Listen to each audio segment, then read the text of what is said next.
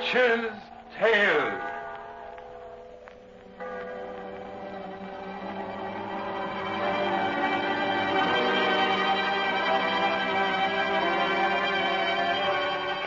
The fascination of the eerie, weird, blood-chilling tales told by old Nancy, the witch of Salem, and Satan, her wise black cat. They are waiting for you now.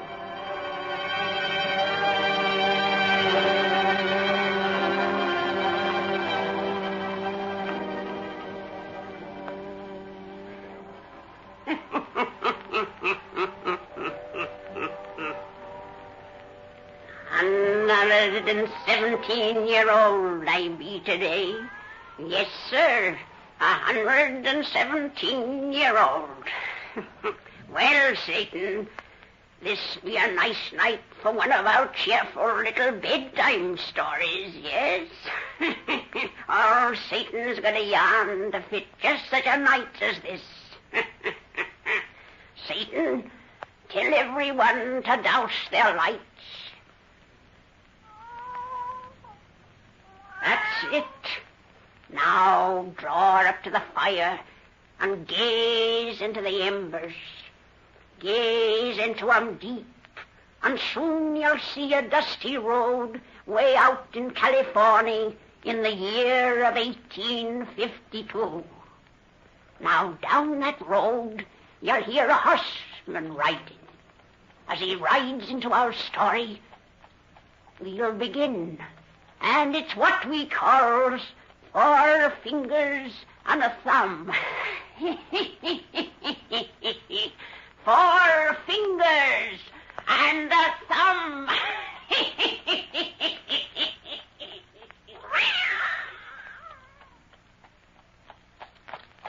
Wait up for me, Bert. I'm awaiting, Dan. Hey, there ain't no end to travel alone when I can find a sociable fella to talk to. You going to the mine on business? Well, Cash sent in word by one of his Chinamen that he was itching to play a little stud poke this evening. Yeah, like everybody else in these parts, I think he's a low-down, dirty skunk. Well, if he wants to risk his money against mine, there's no reason why I shouldn't let him do it.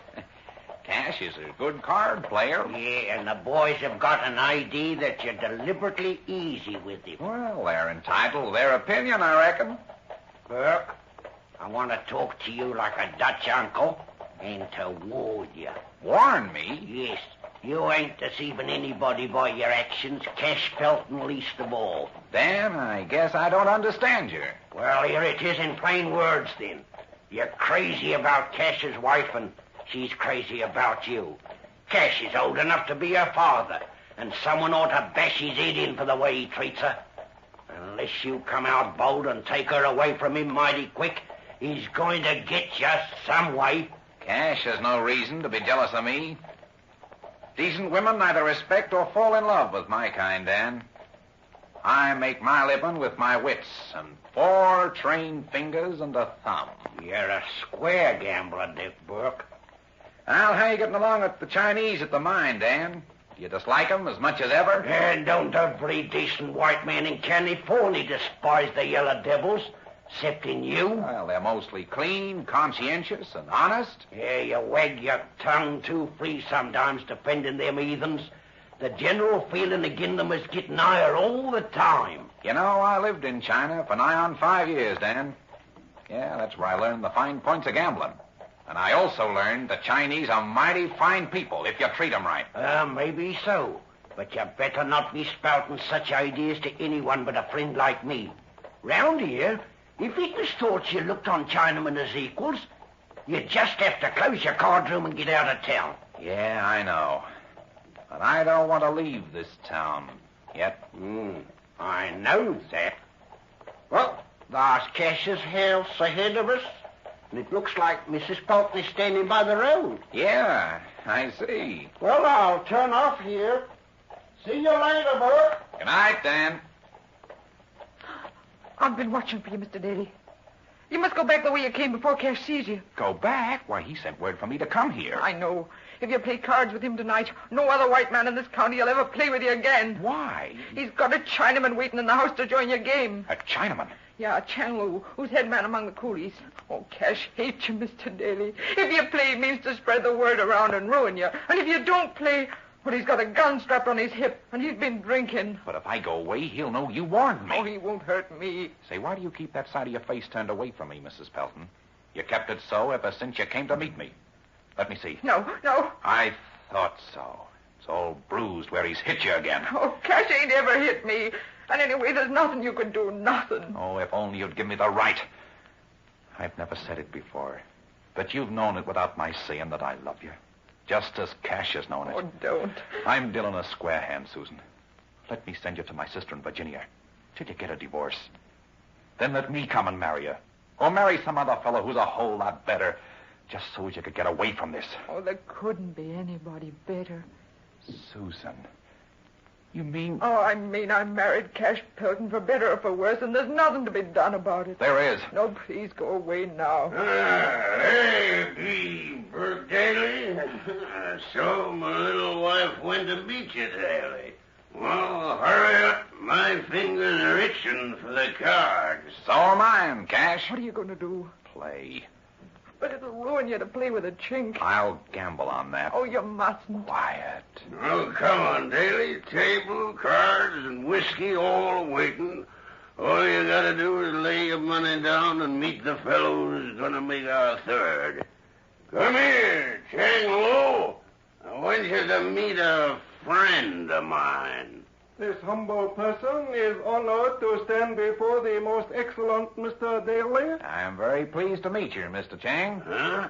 And I shall be pleased to play cards with you. You're willing to shake hands, too, with a Chinaman. It's a custom to shake hands with the friends of your host. I clasp esteemed hand in spirit which offers it.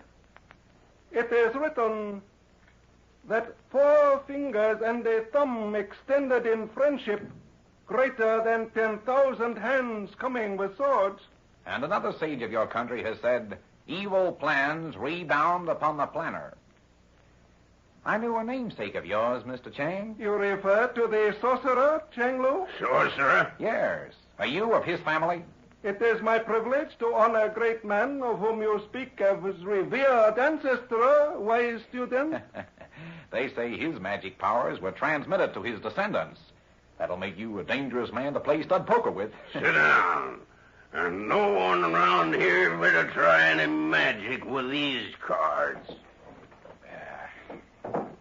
4 fingers and a thumb which deal the cards are servants of the soul.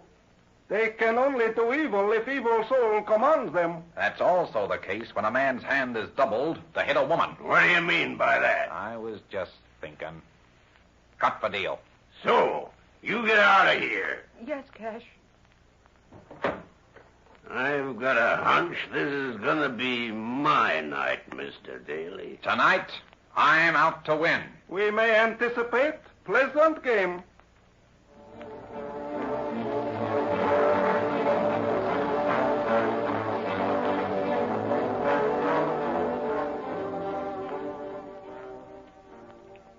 That's 100. Them 3-5 you got shown don't look like much to me, Daly. My 2 pair raises you 100. The wise man does not go to war unarmed. I prudently withdraw. Let's raise it another 500, Cash. If you got me beat again... There's only one way to find out. You can't bluff me. I'll see you. Only see me. Haven't you got a full house, Cash? Yes, I got a full house, and here it is. And if you got another 5 in the hole... Here it is. I never saw such luck. If it's only luck. It's only luck and purpose. Your deal, Mr. Chang. Well, I'm quitting for a while to stretch my legs. Walking around your chair don't do much good, Cash. Why not try unbuckling that pistol from your belt? Guns in a friendly game is most unlucky to the wearers. You never mind about this gun. Oh, it doesn't bother me. It's you I'm thinking of. Well, you better just think of yourself. I'm Daly. thinking of me, too. So, bring me another bottle of whiskey. Yes, Cash. It's pretty late. Be a good idea, don't you think, to let your wife go to bed and get some sleep instead of totting liquor. You're giving a little more advice than's wanted round here, Daly. I'm here tonight to give you only what you asked for. What do you mean by that? What do you think I mean? Here's the whiskey, Cash. I'll tell you what I think now, while she's here. So listen. Cash. So, you told him tonight was to be a showdown between him and me. That's why you sneaked outside to meet him. But you walked into it anyway, Daly, thinking you'd find a way to bluff yourself out. Well, you won't. Tomorrow I spread the news that you played cards with his heathen Chinese. And if that don't drive you out of town, I'm coming gunning for you. You haven't nerve enough to gun for me. By God, I'll do it now. Don't throw that gun! My wrist. That's a trick I learned in China. And now you'll get your showdown. Don't shoot. No. I don't use a pistol on an unarmed man. I'm going to throw this gun into that far corner, Cash, and the best man gets it. We start even now. No, no. Come on. No, I'm no. coming. Stop them, Chang Lu. Stop them. Man's destiny cannot be altered. Just stand there. Stop them. A good clock does not strike before the hour. Back. He's drawn a knife. Fight fair, Cash. Fair. I'm gonna kill you, lover. Chang Lu. Now destiny time is here. Get out of this, Chinese. Look out, Chang Lu! That knife. I got you now, Cash. Gotcha. Back. A good blow. You have felled him into the land of sleep, Mr. Daly, from which he will presently return more sober, if no less evil. If you hadn't have stepped in, he'd have got me. There's blood dripping from your sleeve, Chang Lu. His knife struck you. A mere nothing for a friend. Oh! Susan! Look! On the floor! God! Yes, his blow cut off my unworthy hand. Chang Lu! Accept it as payment for 4 fingers and a thumb extended to one of a despised race in gracious spirit. Get a bandage, Susan. Then run for old Dan and send him for a doctor. Right away. You trouble too much. Destiny cannot be altered, Hold him, I feel him. but 4 fingers and a thumb, though severed, are still servants of the soul. Tell unworthy Mr. Cash Pelton that when he recovers. What did he mean by that? I don't know.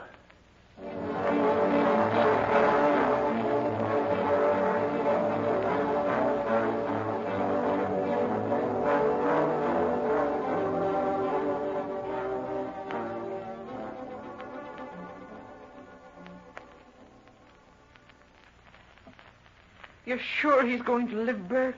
You heard the doctor say we stopped the blood in time. But maybe we should have stayed back with the chink in his shack. He's better left with his own people. Chang Lu has a mighty honored name among those Chinese. They'll take care of him. They may avenge him, too. You told Cash that when he come to. And I wasn't fooling. They know they can't expect any justice from the law around here. You didn't tell him what Chang Lu said to tell him, Lu, just before he fainted away. Oh, that didn't make sense. We're almost back to your house, Sue. And your husband. If you never knew what sort of a rat he was before, you learned it tonight. Oh, you've got to let me take you to my sister in Virginia. No, Burke. Still for better or for worse, huh? Yes. Till death do us part is part of the marriage service, too. I can do something about that. Oh, don't talk that way. Ain't I seen enough fighting and blood tonight? Oh, I'm sorry. I guess I'm not the killing sort anyway. If I was, I'd have finished Cash when I took his gun away. I'm glad. That's why I really love you, Burke. Oh, Susan. Don't try to kiss me, please. As you can't kill, I can't cheat. I know.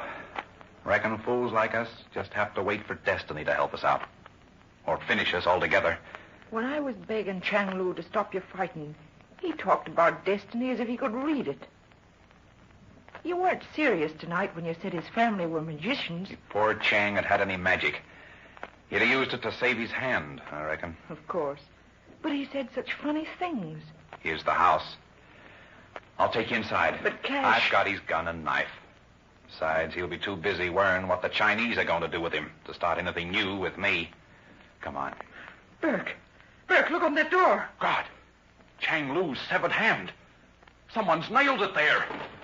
And that someone was me. Cash! Why did you? Step inside and I'll tell you. He's got another gun. You bet I have. Stick up your hands, Daly, and come inside, both of you. Aren't you facing trouble enough as it is, Cash? You two are going to get me out of trouble with them Chinamen. What do you mean? First, give me that pistol you took away tonight. And hold it by the barrel. Burke. Here it is. That's fine. Now sit down. And don't worry, for I ain't gonna hurt you if you do just like I say. Before you, the doctor, and old Dan carried Chang Lu away from here, you told me plenty about what his people would like to do to me daily. But I've been thinking of a way to stop that, with your help. I don't get you. You will. I know something about Chinamen, the same as you. I know they're gamblers, and that every gambler hates a cheat. All of us are going to swear that I cut off Chang's hand because we caught him cheating. Oh, you're crazy. Yeah, like a fox. Neither of you are going to be out of my sight until you tell that story where it's got to be told. And I'll have a gun on you every minute till you tell it. They won't believe it if we do tell it. I've thought of that. That's why I nailed that hand outside the door. It's going to be the clincher. When they see that, they're going to feel sure a man with nerve enough to put it there is in the right. I'll never back you up in such a rotten lie. If you don't, you'll get a bullet in your heart. Cash! I mean what I say. Someone's knocking. It may be the Chinese now. Open the door, Sue. And remember... I'll do whatever you say, Burke. You... He'll do what I say, too. Open that door. There's no one here. Someone knocked twice. I know, but they're gone. Well, let me see. Well, that's funny. No one in sight. Guess we didn't hear no knocking. Close the door.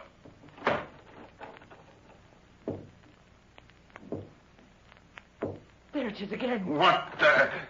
There's still no one here. But we heard it that time, sure. There's old Dan. He's the one who... He's 50 yards away. Dan, were you knocking at this door? How could I be knocking? I just come to your house to tell you that Chang Lu is dead. Dead? Chang Lu? The doctor said he'd get well. The doc was wrong. Chang came out of his faint, asked the time, then said he'd be dead in just 5 minutes. And he was. He knew when he was going to die? Yep, and his last words was a message to you, Cash. Seems he wanted to tell you that 4 fingers and a thumb are always servants of the soul. What? That knocking again. Beside me. It's that hand on the door. It's moving. Pulling loose from the nail. The thing's alive. Oh, it dropped to the ground. It's coming towards me. It's climbing up your leg. Knock it loose. It wants to reach me throat. Ah! It's falling off. There it goes through the grass. But it'll come back again. It'll come back to kill me. 4 dead fingers on a thumb.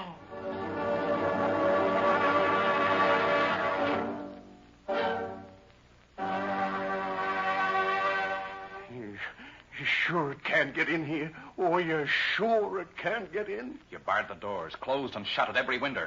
And you've been over the house 100 times to make certain nothing bigger than a fly can enter. But this is a dead thing. Ghosts can enter anywhere. That hand is flesh and bone, Cash. Yeah, dead flesh and bone that moves like something living. I can still feel its clutching fingers as it tried to clamber up my leg. That was near an hour ago, and we ain't seen or nor heard it since. Maybe we'll never see it again. No, it'll come back. Come back for me. 'Cause his soul is directing them 4 fingers and a thumb, just like he said. You won't leave me, you two? I'd go plumb crazy if I had to wait alone. Daly, I've even gone down on my knees to say I'm sorry for what I done to you and Sue. I'll go down on my knees again if you'll swear that you won't leave me. Ah, for God's sake, stop that and try to be a man. We've said we'd stay. I wouldn't leave even you to face that thing alone. Oh, I still can't believe we really saw it. We really saw it, Bert. I saw it, heard it, felt it. Old Dan ran away after it. It happened, Cash, and later we heard a galloping horse. He must have lit out for town to tell folks, and soon he'll be back here with help. Folks can't help me again the dead. I might be surrounded by an army, and still them fingers would come a-clutching for me. Oh, God. What time you say it was when it wrenched itself off that door and come for me? Near 5 o'clock. Now it's almost 6. An hour. It seems like 100 years. And I never meant to hurt it. It was just an accident. Accident. You can't lie to the dead, Cash. You lunged at him deliberately with that knife because he came between you and me. I was drunk. I didn't know what I was doing. You were drunk when you struck your wife. Drunk when you tried to shoot me. Yes, and I'd have had a bullet in my body if I didn't move faster than you. And Chang Lu is dead. I know. Oh, God, forgive me. Chang Lu, forgive me. Say, an hour ago it was still dark night. Since then, the sun's been coming up. It's nearly day. We could blow out these lamps if we didn't have the shutters drawn. Maybe that's the reason we ain't seen or heard that hen no more. 'Cause the dead and their power is only strong in darkness. Burke, that may be so. I never thought of that. It is so. While it's light, that thing can't come for me. And by the time it's dark again, I can be so far away it won't even find me. It's only a cut-off hand with just fingers and a thumb to pull it along. It can't follow a man on a good fast horse. Pack your things, Sue. We're getting away from here. Oh, no. You can go, but she don't go with you. Oh, yes, she does. And before we go, Mr. Daly, I ain't finished what I started on you last night. Put down that gun, Cash. Burke's helped you, being your friend. I don't need his help or friendship now, for I know I'm safe. I know I'm safe. What? Something knocked on the bottom of the door. And something's moving outside the sill. It's some kind of little animal. Maybe a rat. Animals don't knock. It can't be. Can't be. Something white has been pushed under the door. A piece of paper. Get it. What is it?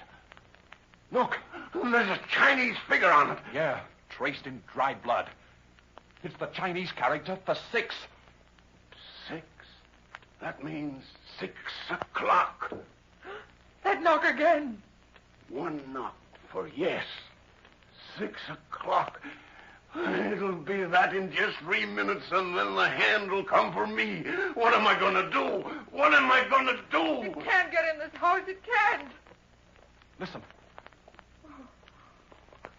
It's pulling itself up the doorframe by my ivy vine. It can't get in here. It can't. What was that? A key turned in the lock. Well, that won't help it. This door is barred inside. Yes, you fool. But you left the key outside and it's locked us in. That won't do no harm. The thud. It's dropped back to the ground.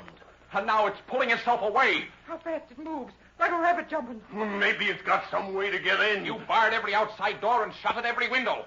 Ah! Glass. In the next room. There's a light in the hole in that shutter. It squeezed through and broke the pane. With that heavy door key. It's coming this way. Shut the door, quick! Too late. It slipped by me. Get away from me. Away. Shoot it. Shoot it. Oh, bullets don't stop it, and it's almost 6 o'clock. It's got me in the corner, and I can't get away. Here, keep your wits. It's only a hand. You can throw it off like you did before. Then we'll find some way to destroy it. Burke. Good Lord! It's pulling that table cover under the lamp. The lamp is fallen. Ah, the oil's on the clothes. I'm burning. You gotta save him, Burke. Even a dog can't die like that. I can't get to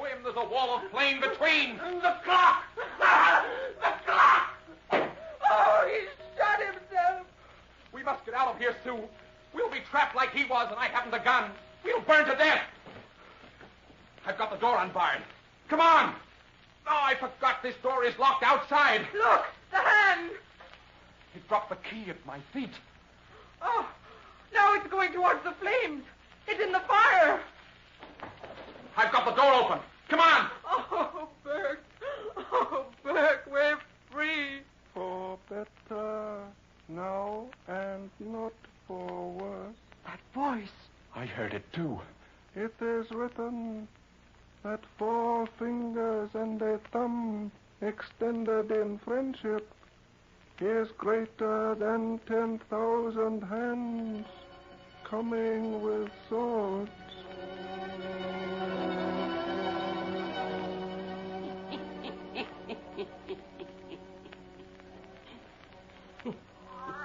Well, that's the end of that one, Satan. Sleep good till next time, little children.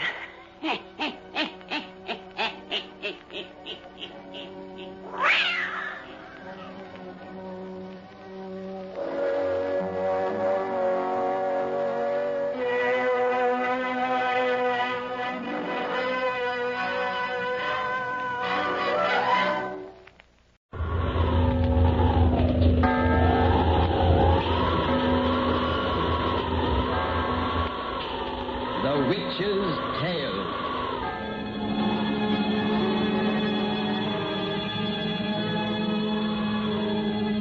The fascination of the eerie, weird, blood-chilling tales told by old Nancy, the witch of Salem, and Satan, her wise black cat.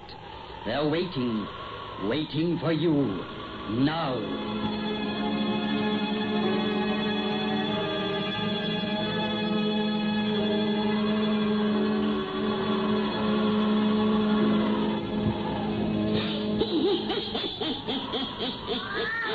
$117-year-old I be today. Yes, sir.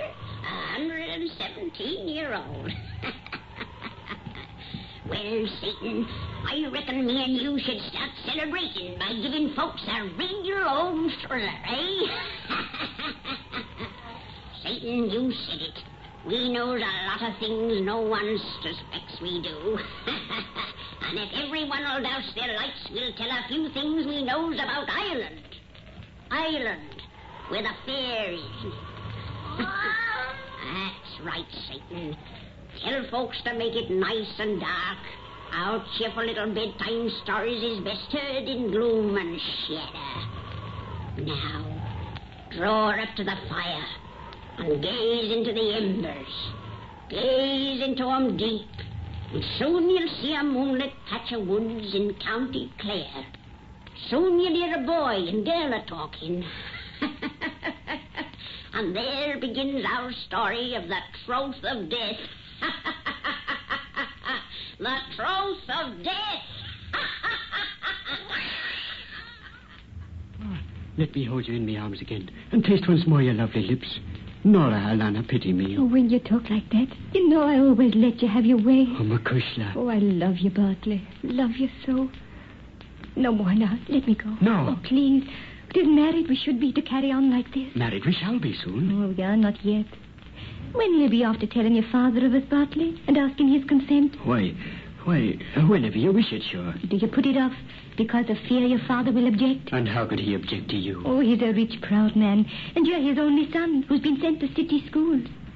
Sometimes I'm off to thinking he'll not be happy to have anyone so poor and ignorant as Nora O'Neill for his daughter-in-law. Nora, darling. Well, tell me fair. He's not already forbid our marriage? My father's never said a word against you. And if he should, his words would have no weight, for I'd give up everything in all this world for you. You tell me truth. Can you disbelieve me as I take you in my arms? Oh, let me go. Please, no more kisses. Nora, Alana, pity me. Oh, you know I can't deny you. Enough now. Take me home. Not yet. Yes, Mother will be waiting for me. And tread lightly on the listen. Sure, the banshees are about a moonlight night like this. You're a superstitious Gosine. Can you never be persuaded there are no such things as fairies? How different you are since you've been away to city schools. You don't seem to believe in anything anymore. I believe in love. My love for you that overflows my heart. That's all that matters. Will you tell your father of it soon and ask his blessing for us? Be sure he said no word against me. Never a word. And I'll tell him soon. Now kiss me again before I take you to your mother. No, please. Nora, Alana, pity me. Oh, you know I can't deny you. I love you, Bartley. Love you so.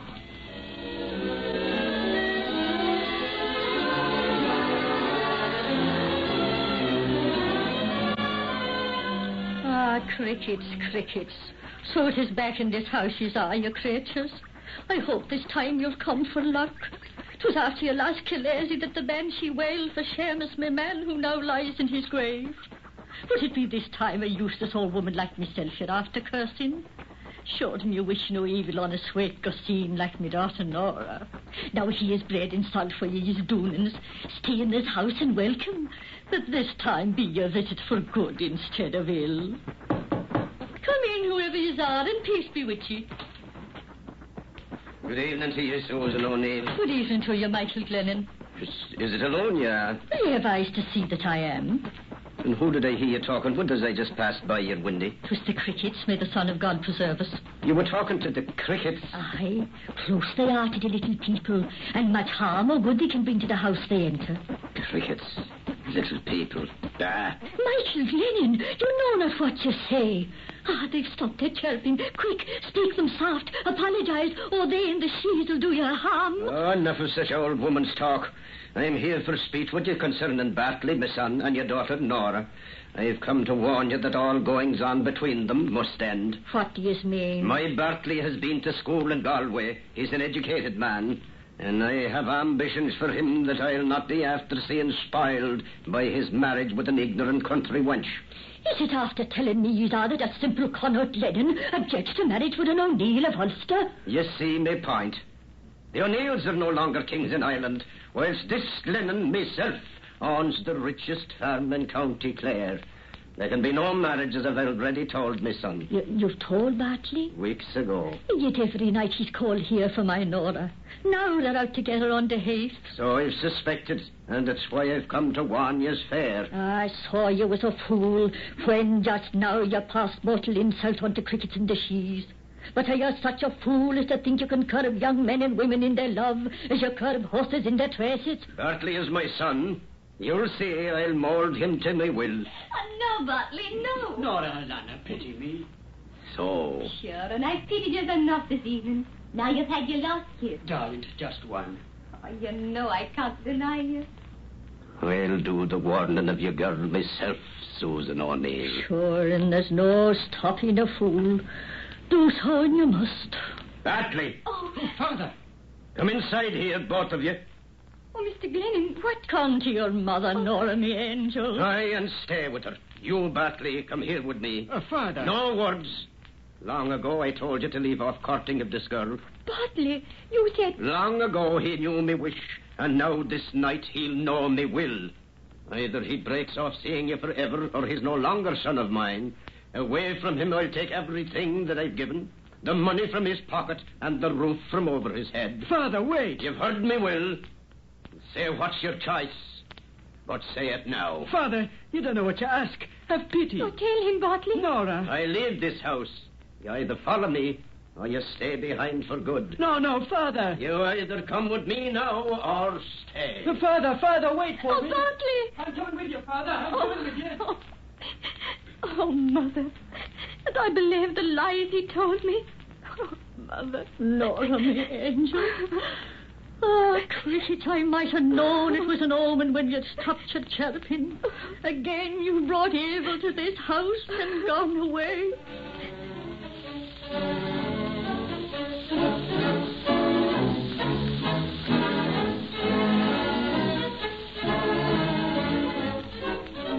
Oh, Nora, you must believe me. I swear to you, I knew not what I did last night. You talked to me of marriage, knowing all the time it was against your father's wish. Then you followed him and his money, after I'd given you my heart. But I didn't stay. I'm here again with you at that same trysting place. Yes, in secret. Oh, Bartley. I'll marry you, darling, as I said. Father, money, nothing matters beside my love for you.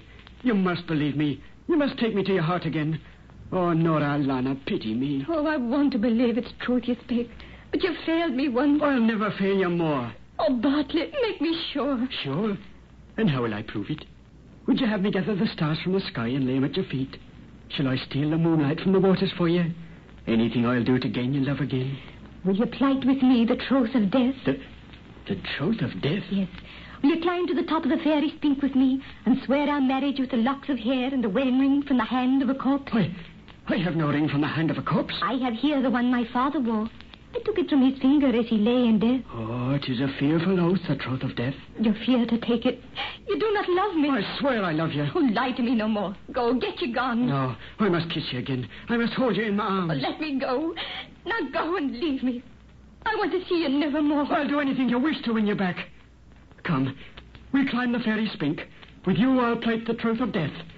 Give me a hand and start the climb. But mind the rocks and brambles. Like me, they're all eager to caress your soft white beauty. Be quick. Let's reach the top. You're not going to plight the troth, disbelieve in what you swear. You've said the little people are but foolish women's tales. You believe in them. That's all that matters. Awful will be the anger of the fairies if you plight the troth in jest. And terrible their vengeance. I'm not afraid. Sure, I'd brave all hell itself for you tonight. Let's quickly say the truth, for I'm hungry for your lips. Here, we're at the summit. Tread softly here, for the sheaves are all about. Oh, you look as if you really see the little people. I do. In the scapular I wear is the dust of a four-leaf shamrock Mother gave me. With a charm like that, you can see them plain as day.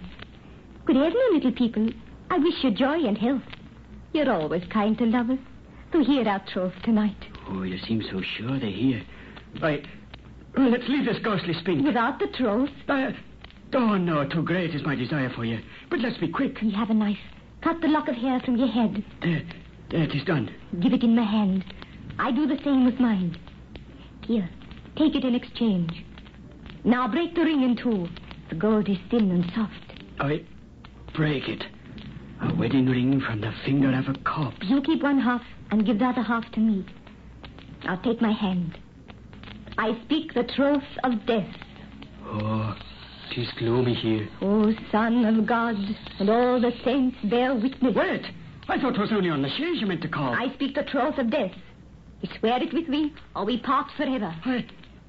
I'll swear. O Son of God, and all the saints bear witness, and fairies of the glen, and fairies of the hills, all spirits of the oceans, earth, and sky, witness how we plight our troth.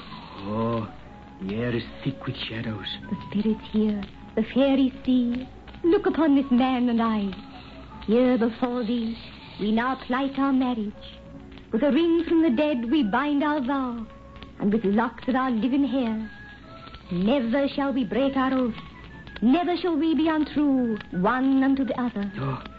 If this pledge be broken, may the guilty one be stricken dead, and suffer punishment till God's great judgment day. I, Nora O'Neill, do swear this oath. You, Bartley Glennon, swear it too. I, Bartley Glennon, swear it too. No, I'm afraid. Nora, give me back my oath. The troth of death, once plighted, stands forever. Oh, Bartley, I love you. I'm your wife now. Take me in your arms.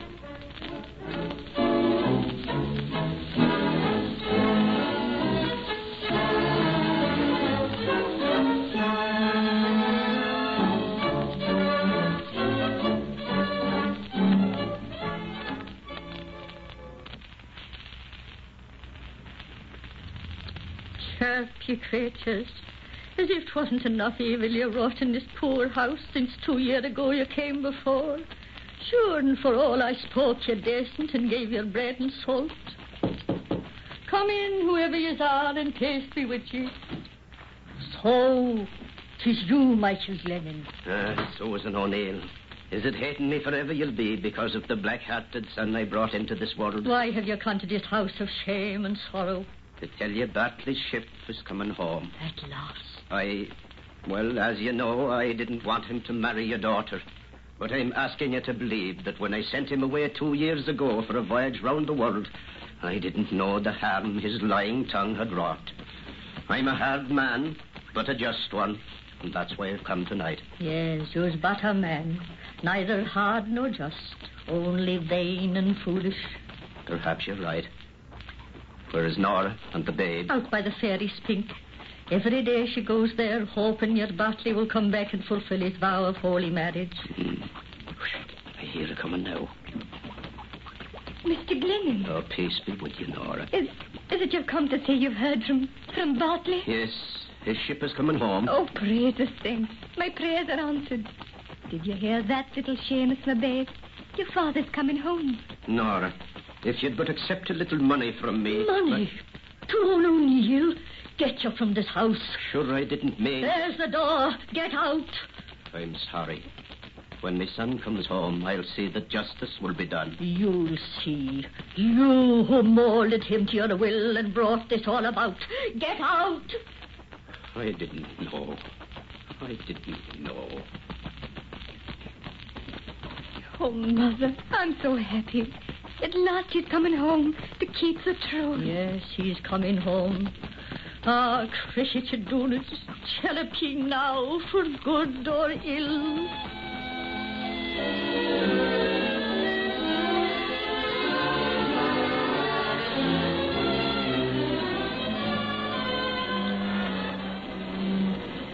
Well, Patrick, my lad, pour me out another drink. Faith, the ship rolls, so 'tis hard to make the liquor find the glass. I've done it. Yeah. And now, Bartley, tell us some more about how you win the girls. Oh, it is a talent I have in a system. Of course, first you got to tell Levine Gossoon she's the most beautiful creature on all God's green earth. Then, if she remains cold or afraid of herself, I appeal not only to her female conceit, but also to her sympathy. I make her think I'll fall dead at her feet from love if she doesn't ease my ardour with a kiss or two. Molly, or Bridget, or Kathleen, I see, looking deep into her eyes. Oh, Alana, pity me. And it works, my lads. It works. It's blimey is that. How can they help it for? All sail! All hands aloft! What is it, Stephen Murphy? Sure you look all battered. Captain's orders. All hands on deck. You passengers, no sleeping. We're not in any danger, are we? That no one knows when they're at sea. It's a stiff storm. How far are we off Ireland now? Just off Hag's Head. If we don't go on the rocks, soon we'll be in Galway Bay. You two passengers are lucky. You can stay dry here below. But it's back on deck for me again. Oh, sure. It's as if the devil wasn't sea tonight. Or as if the Shays were reaching out for this ship and me. What's the matter with you, Bartley? For the last 2 days you've been talking of the little people. For the last 2 days, we've been approaching home. Patrick, you've been to school like me, yet you believe in the little people. Can schools make you forget what your mother taught you as a babe? Oh, I used to think so. Now, when I'm coming back to Ireland again, I'm not so sure. Patrick, do you also believe in oaths? What kind of oaths? The kind you vow to heaven, and the spirits, and the she's. Sure, I do believe in that kind. I won't. She forced it on me. Blinded me, she did, with the whiteness of her skin, the softness of her body, and the beauty of her face. I won't believe. Twist, me lad, you're drunk and talking riddles. Yes, that's it. I'm drunk. That's what makes me afeard of things I don't believe in.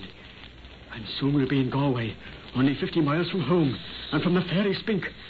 I won't get off this ship. The Shays can't get me here. What you talking about? Oh, nothing. The Shays can't get me here. What's that? What? The cry. 'Tis but a whistling of the wind. No! Listen. It sounds like the keen of a woman. I hear nothing but the storm. Oh, once more it wails. She called the spirits of sea and sky, as well as earth, to witness. Badly you're drunk and talking mad. Oh, I know it! I know that keen! It's the wailing of a banshee! The banshee of my death!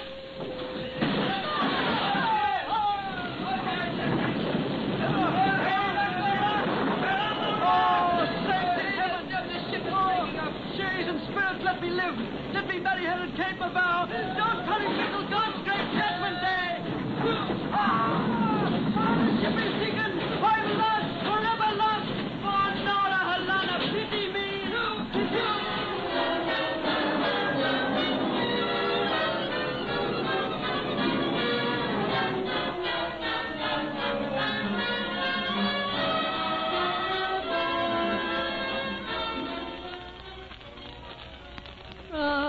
Still your crickets scrape out your tunes in this poor old house of mine. Here again I give you bread and salt so you know that we wish you well. Can you tell what song they play tonight, Mother? Is their spirit at last for good instead of ill? 'Tis hard to say, but I think, sweet Nora, that your Bartley will be coming soon. Oh, his ship should have entered Galway Bay last evening. Mother, that wailing which I heard, 'twas but a whining of the wind. Yes. 'Twas not a banshee, 'twas the whining of the wind. Oh, it must have been. I shouldn't worry. But there's always danger for the men who sail in ships. An easy death at sea would be too good for one of his black heart. I've never believed his heart is black. He was only weak and thoughtless. And I love him. Yes, you love him. You're sure it was just the wind that wailed last night, and not the banshee of his death?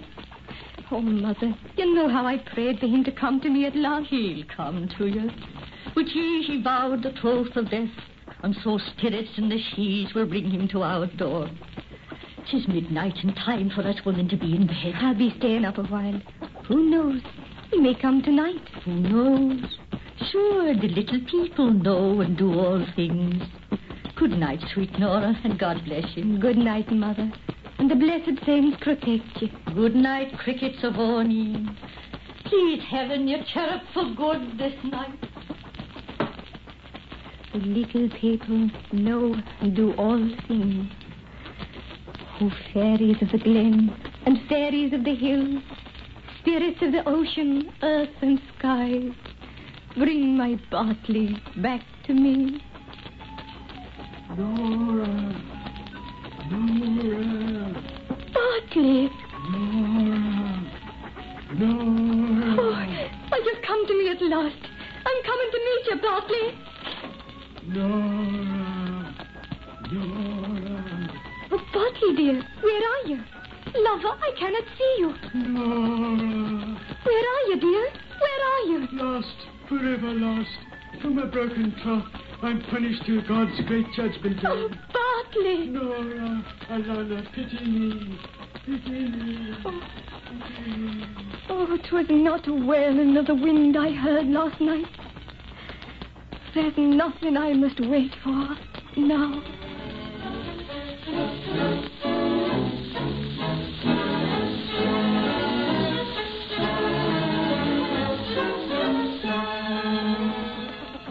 Ah, crickets, again you brought the banshee wailing by this house. For there's been a keening for me girlie Nora, and her babe sleeps beside her in the churchyard's blessed grounds. Will it now be this useless old woman you're after cursing, crickets? Sure, and it's all right. When yous get it over with, this heart'll be yours alone. Come in, whoever yous are, and peace be with you. Good evening to you, Michael Glennon. Good evening to you, Susan O'Neill. Do you mind if I sit down in your chimney corner? Sit yourself, and welcome. The wakes are past. The keening's over. My son is dead. And my daughter. She couldn't live without him. And the babe, our grandchild, too. Our grandchild. Just a man I was, you once said. Neither had nor just, only vain and foolish. Yes, just a man, so a fool. 'Tis lonesome when you're old and all alone. We won't have long for lonesomeness. Nothing is long except eternity. Nora! Nora! Hush! Nora! Nora! Every night he walks abroad, a formless ghost that none can see. Nora! Nora! Searching for her always to repair his wrong, but never will he find her till the judgment day. Nora! Punished forever for his sins. Oh, Lord, and how will mine be punished? Nora! Alana, pity me. Here, crickets, you creatures, is your bread and salt.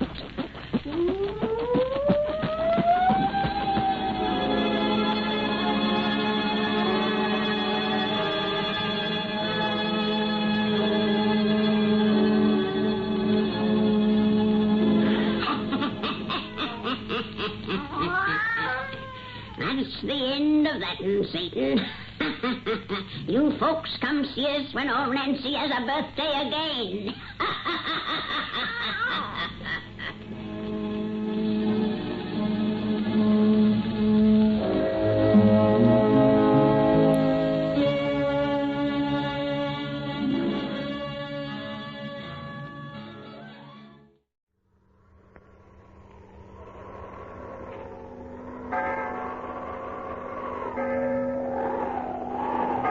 The Witch's Tale.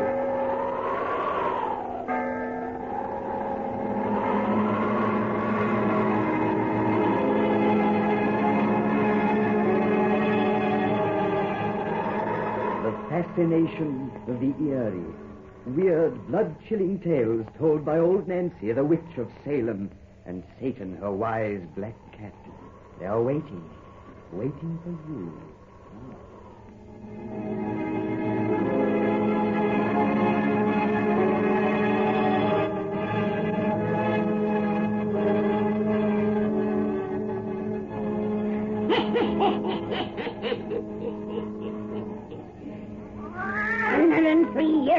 I be today. Yes, sir. 103-year-old. Well, Satan, tonight we ain't going to tell no bedtime story for weaklings. Pass the word to douse all lights and we'll get at it. That's it. Make it nice and dark. Sitting in the gloom's the way to hear our pretty tales. Or up to the fire and gaze into the embers. Gaze into them deep, and soon you'll see the town of Nantes in France. The time is that of the reign of terror, and ruled in Nantes is a man named Carrier, who history calls the Butcher. Outside a handsome house, where soldiers of the Revolution are battering down a door, you'll see a mob of maddened men and women. And there our story, the altar of hate, begins. The altar of hate! Break down the door!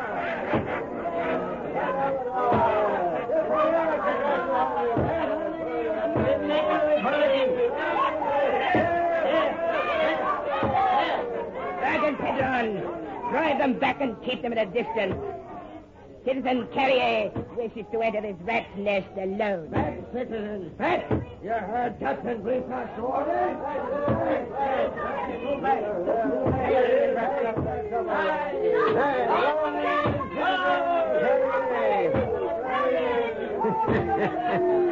How these good citizens trust me. Well, no patriot in France has better serve Madame la Guillotine than you. Because of your fine work in Nantes, bodies of the dead so fill our River Loire, it overflows its banks. After this stubborn door has yielded, you will witness even finer work, friend Brissac. What will you do to them? Wait and see. I have a very pretty plan. Ah, the door is broken. Do you see the dogs we searched for, Brissac? There are all three. Take them, hold them tight. We have them. The 201s in their cab. Come, Citizen Carrier. They make no sure fight. I'm coming. Well, Monsieur le Comte and Madame la Comtesse de Lorient, and young Monsieur le Chevalier de Lorient. We are your prisoners. There is no need to ask what you will do to us. We are ready. You are brave, Monsieur le Comte. But will you not ask for mercy, at least for your wife and son? Neither my husband nor myself will plead for our lives, monsieur. Nor will I. I am not afraid to die. Oh, my son, my Charles. Elaine, the lady weakened. Mother, don't. I can't help myself. When her child is threatened, every mother is a coward. Stop! No, Monsieur Carrier. I know I'm speaking to a man without a heart. Yet speak I must. We are ready to die. But our son is only a boy, a child. You can't kill him. Elaine! Mother, I beg you. Go on, madame. I am really most sympathetic. Then spare my son. He is but 16, a child. You have touched me deeply. I will grant your plea. What? No, Carrier. All aristocrats must die. Silence, Brissac. I command here. No one can be spared. In Nantes, I am revolutionary law. I will spare your son, madame, on one condition. Anything you say. Yes, anything. So the father is not too proud to beg. I will not let them beg. Father, Mother, We three die together. No, Charles, not you. You are the last of the DeLoreans. You must carry on our name. Yes, my son must live. Name your condition, Monsieur Carrier. No! Yes! Your son will be spared, citizens, if he will be your executioner. What? You mean?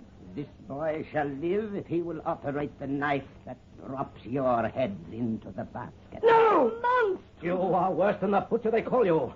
You are a fiend from hell. Friend Carrier, a stroke of genius. You thought I had forgotten my duty, Brissac. I said I had a plan for these aristocrats. Only you could have thought of this. Listen, citizen soldiers, to this great patriot we follow. Enough. And now, Aristos, your answer. The answer is no. Do you think I would buy my life at the cost of taking those of my mother and father? Take us three to your guillotine and learn how aristocrats, both young and old, can die. My son, you make me proud, but I am yet head of my house. Butcher Carrier, my son submits to your conditions. Only. You are not in earnest, father. Thy father is in earnest, Charles, and I divine his reason. I add my voice to his. Thou must obey us. Not if God commanded it. Charles, thou, the last of our noble name, must live. Monsieur Carrier, we cannot escape. Will you withdraw with your men for a few minutes? That you may persuade the young man privately, with pleasure. Citizen soldiers, we will all retire to the hallway. Come, citizen soldiers. You're wasting time. I die with my parents. I count on their ability to convince you, young man. They understand my motives as I understand theirs. Motives which assure them I will keep my promise that you'll be allowed to live. I know you will keep your promise, Butcher Carrier. And why? Please leave us. Certainly. I will await your decision. Out of hearing, but not out of sight.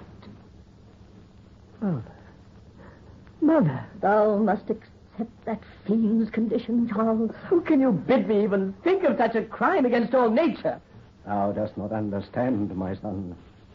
The name of DeLorean must not die. Dost think I would preserve it by depriving thee of life? An ideal, a cause, is more important than the individual. And we are already doomed to die, by thy hand or another's. Thou, my son, must live. Nay, at such a cost, I cannot. Then art thou a coward, unfit to be our son. Aye, to die is not difficult, but thou art afraid to live. I cannot live Thou must. Listen, Charles. That beast, sated with murder, would now destroy souls as well as bodies, so that men may say of thee, there goes an aristocrat who bought his life with the blood of those who bore him. He will keep his word. And thou must prove such scum cannot destroy a soul. For thou and other young men like thee are the only hope of France. Thou must live, or we shall have died in vain. Thou wilt be bravest of the brave in living, Charles. For thou wilt bear men scorned in honor. I will not do this thing. Charles. No! You will wait at that door. Take us to your guillotine. We die together. Wait! I have a final argument in my command. Mother! Drop that knife! The she-dog has a dagger! Knife from her hand away! Stab yourself! No, Mother. She at me. No. I am granting your desire. It was too much to ask a son that he should bring his mother's death. But now, that death accomplished, Charles, thou wilt fulfill my final wish and live. Yes, thou wilt fulfill this man's condition on me, thy father.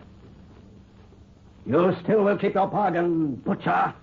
It will not make so good a show to have him drop only your head in the basket. Still, indirectly he will have caused his mother's death. The terms yet stand. Promise you will live, Charles. Oh, dear mother. Promise. It is my dying wish.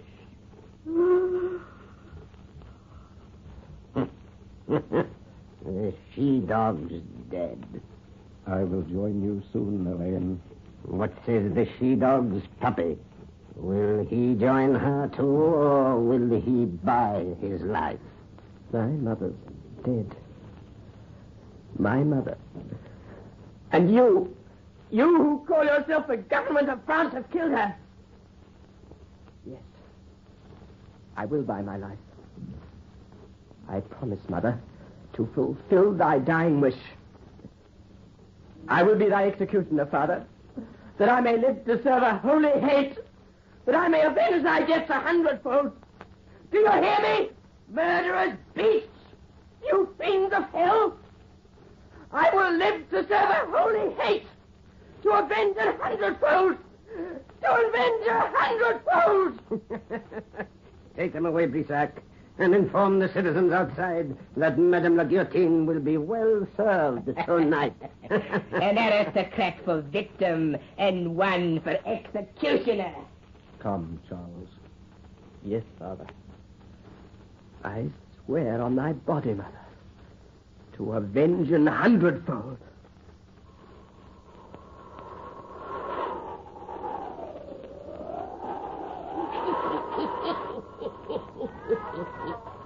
That's only the beginning of this pretty story, Satan. Now it's 34 years later. The revolution's over. Butcher Carrier himself has lost his head upon the guillotine. A Bourbon king sits on the throne of France once more, and the boy who swore oath upon the body of his mother is now an old man of 50 who's lying on his deathbed. So our tale goes on. Our tale of the altar of hate. The altar of hate.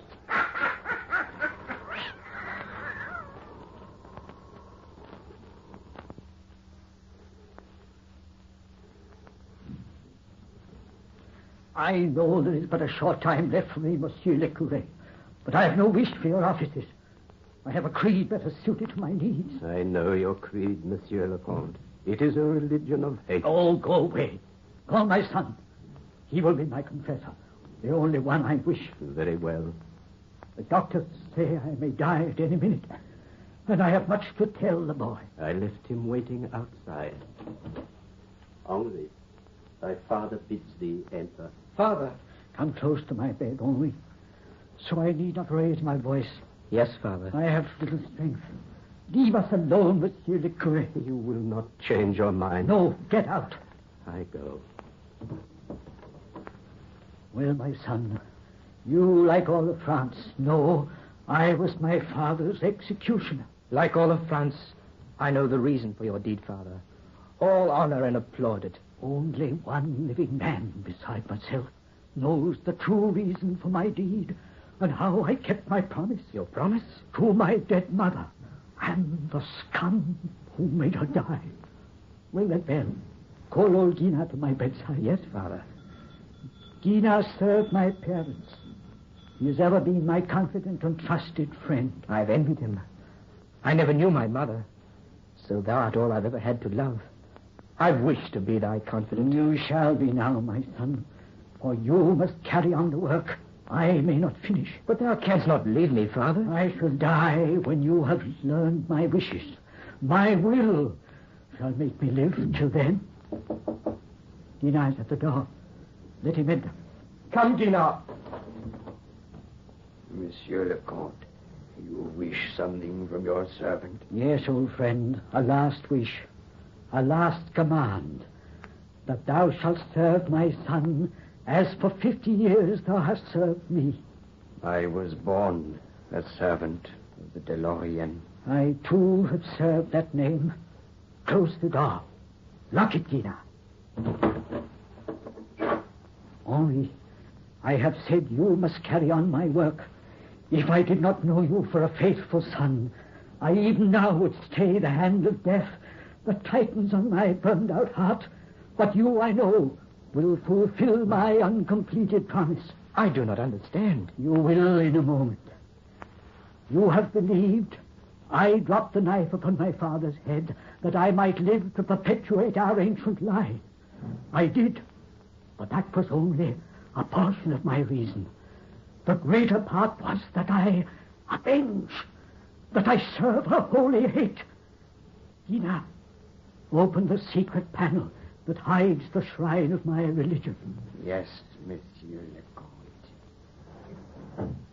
Look, my son, at the altar I have builded. An altar built of human skulls? Yes, the skulls of those who in the name of liberty defiled the natural rights of all created men. The skulls of those who served Madame la Guillotine. The skulls of those who made my life a loathsome horror. An executioner they made of me. I have persisted in that calling. Before that shrine, you see a headsman's block. It is I who have lifted and let fall the bloody axe that leans upon it. I can look no more. You must do more than look. I vow to repay 100-fold. 2 skulls are missing from my altar. You mean I? You bear the name I have preserved. 90 heads only adorn that shrine. You must make 100 rest there. I cannot, will not. I command you, you will obey. No. Yes, promise, or I curse you with my dying breath. Father, promise. Promise. I promise. Swear. I swear. Now I know thou art fit to bear my name. Father, I die content. I shall have avenged 100-fold. Father, Father, I cannot let thee die deceived. I lied to thee. I cannot do thy awful bidding. I withdraw my promise. Father, answer me. I tell you, I withdraw my promise. I take back my oath. Your father has ceased to breathe. No. Oh, no. One cannot withdraw a promise from the dead.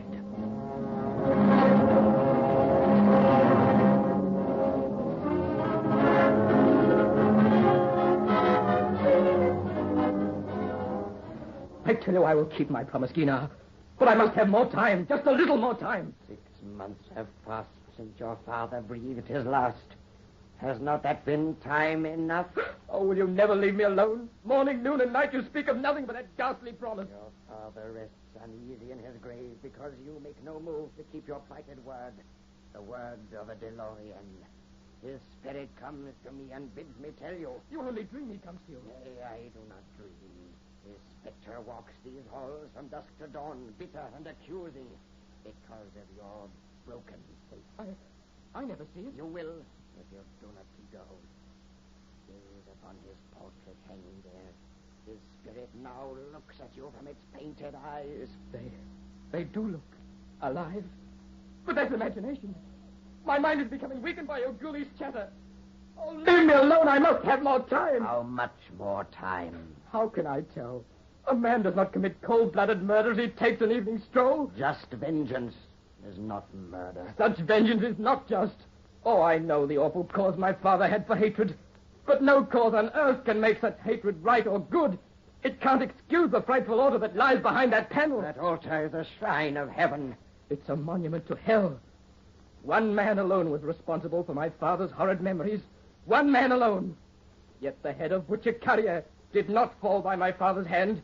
His head is not included in that edifice of skulls. No, they are the heads of the innocent. Followers of Carrier. Dogs who shared his guilt. You've told me that altar has claimed victims who, like me, were not yet born when the reign of terror ended. But they were of the blood of those of the terror, of that vile brood. How could I hate people I've never seen for a thing that happened before my time? I won't hate. Hatred burnt my father's life away. I saw him die of old age at 50, an age when other men are in their prime. I won't follow in his footsteps. I'll not hate. I'll not hate. Then you have lied from the first. You never meant to fulfill your plighted word, the word of a DeLorean. The name that he preserved means nothing to you. Gina, 2 heads are needed to complete that altar. Bring me 2 of Butcher Carrier's blood, and I will keep my promise. You renew your compact with the dead before this portrait of your father? Yes, I renew my compact on the conditions I've made. I'm content. Within this hour, your father's shade will be at peace. Within this hour? Our holy altar will have its 100 skulls. What do you mean? That I have foreseen your conditions. That last night I went upon the hunt, and this morning I came home with game. It lies waiting now behind the panel. Look! 2 bodies lie there by the headsman's block. 2 live bodies bound and gagged, ready for the axe which you will wield. Your prisoners are women. My prisoners are enemies. They are the sister and the niece of Butcher Carrier. You devil! Cut those cords that bind them as I tear away the... Yes, stop! No! This one is just a girl. You're setting them free. Yes, and I take back my promise now forevermore. I will not hate. I will not kill. You cannot withdraw a promise to the dead. Gaze upon your father's portrait. Look into its eyes. They are warning you, Monsieur le Comte. Beware!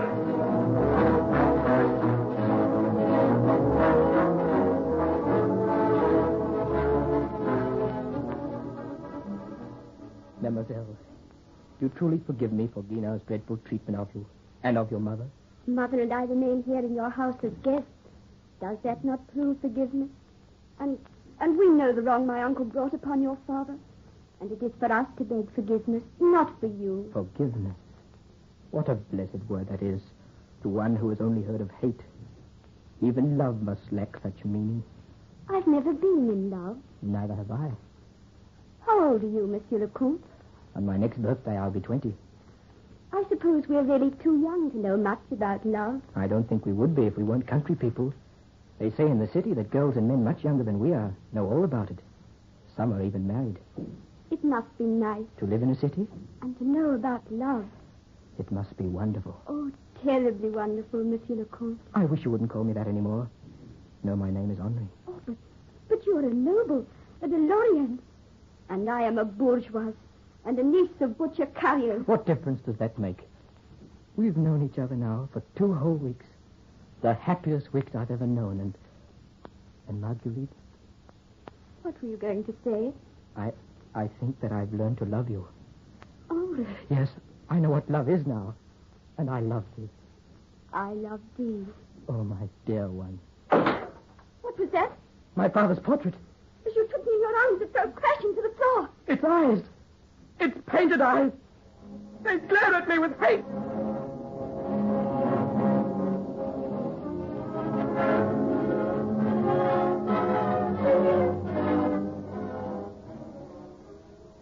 Good night, Mother. Good night, my little Marguerite. God bless thee and thy husband. May I call you Mother now, Madame? Since your daughter has just become my wife, I would like to. I never knew my mother. You poor boy. I am thy mother now. Good night, Monsieur le Curé. Good night, Madame la Comtesse de Lorient. You are that now, you know.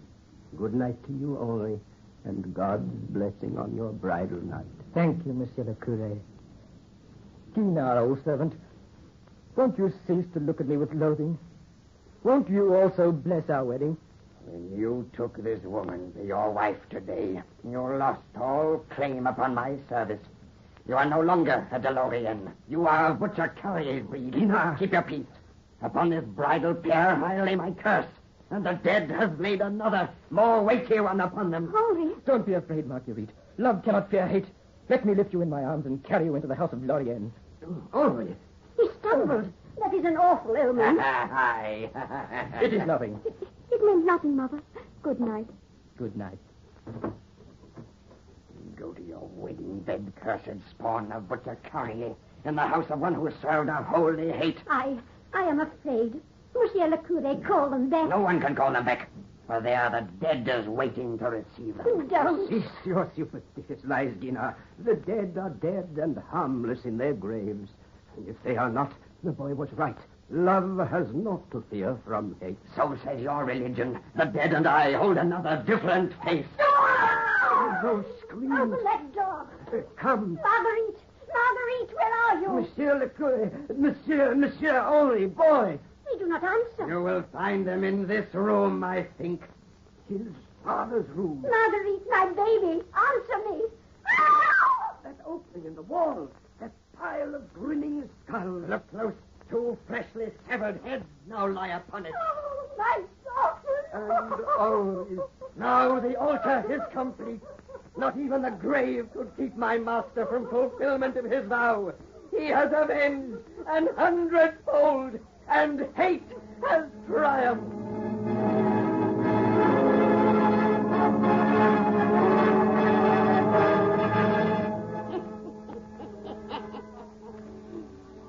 You folks come see us next week on me birthday, and Satan and me will have another 30 yarn to spin.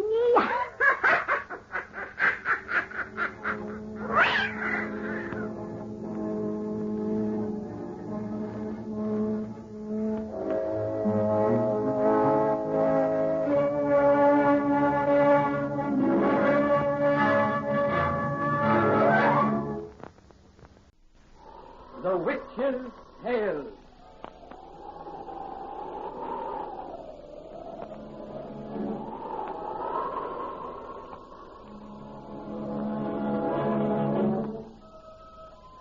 The fascination of the eerie, weird, blood-chilling tales told by old Nancy, the witch of Salem, and Satan, her wise black cat. They are waiting for you now.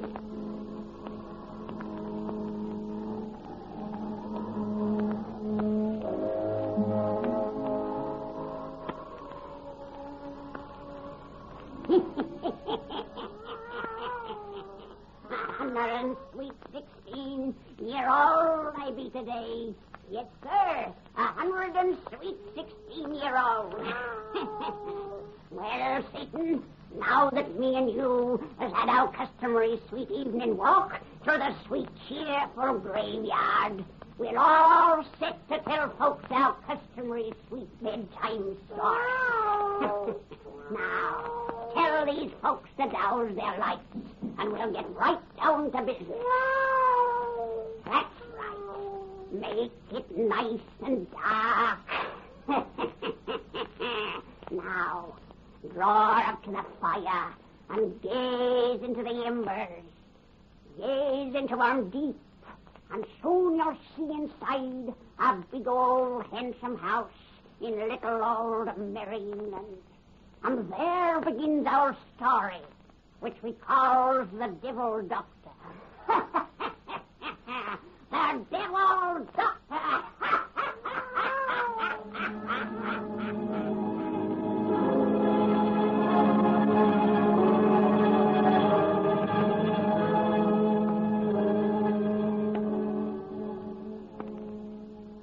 Dad? Oh, Dad? Yes? Will you and Stanley come in? Mr. Roberts is here. Be with you in just a minute. It was awfully good of you to come over, Mr. Roberts. Oh, not at all, Miss Duffus. I had already determined to drop in and bid you welcome to Hartley Manor. I'm afraid it's a very trivial matter that Dad wishes to see you about. Won't you sit down? Well, thank you. I suppose you're very happy to be finally in your new home. Oh, I'm sure we will be. We've scarcely had time to become acquainted with it yet. I see you've made quite a few changes. Oh, yes. Oh, Dad bought this delightful place because it was so old and rich in tradition, and immediately decided to modernize it. I'm sure you don't approve. I must confess to a slight dismay. That'll be the reaction of our other neighbors, I imagine. They probably feel it's bad enough that Americans have come to live in this historic landmark. I hope the liberties Dad's taking with it don't add to their resentment. I'd like to be around when they resent it. Dad, I didn't hear you and Stanley come in. Oh, this is the Reverend Mr. Roberts. I always wear rubbers so I can sneak up on folks and hear what they're saying about me. Hiya, Mr. Roberts. Glad you come over. Thank you, Mr. Duffus. You know, this girl of mine egged me into buying this place. Yet ever since I planked down a cool $500,000 for it, she's been kicking about the improvements I've made. If only you wouldn't try to change things too much, Dad. Change is what makes the world go round. Oh, excuse me. You haven't met my future son-in-law, Stanley Davis. Stan, this is Mr. Roberts, head man of the local church. How do you do? Now, sit down, everyone. Sit down. Before wasting any time in small talk, Roberts, I'm going to tell you why I sent you that message to come over. When I pay for anything, I expect my money's worth, and I paid for something in this house that isn't here. I don't quite understand, sir. When I phoned the solicitors who handled the sale of this place, they said you were the man to locate my missing property. I? Oh, they told Dad that as you're extremely familiar with the history of this house, you might help him in his search. Search for what? An ancestor. An ancestor? Yeah, I've been cheated.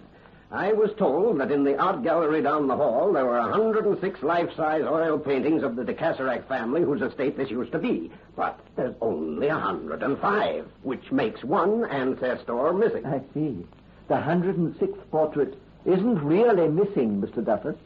Oh? It's hidden behind a secret panel in this room. A secret panel? What's the idea of hiding my picture there? It was hidden over 300 years ago, Mr. Duffus, right after its subject died. Why? Because Bertram de Caserac, whose likeness it is, had placed a hideous blot upon his noble family name. He was one of the most infamous monsters who ever lived. What did he do? Allow me to show you his hidden portrait first. It will make the story more believable. People hereabouts call him the Devil Doctor. The Devil Doctor? Yes. Now, let me see. It's many years ago that I was taught the secret of this panel. The spring is hidden somewhere in this beaded molding at the side. Ah, I found it.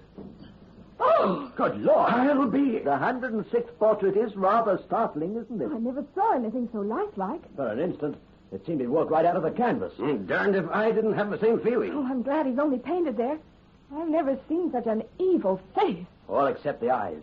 They're expressionless and dead as those of a fish. Oh, please close the panel again, Mr. Roberts. Certainly.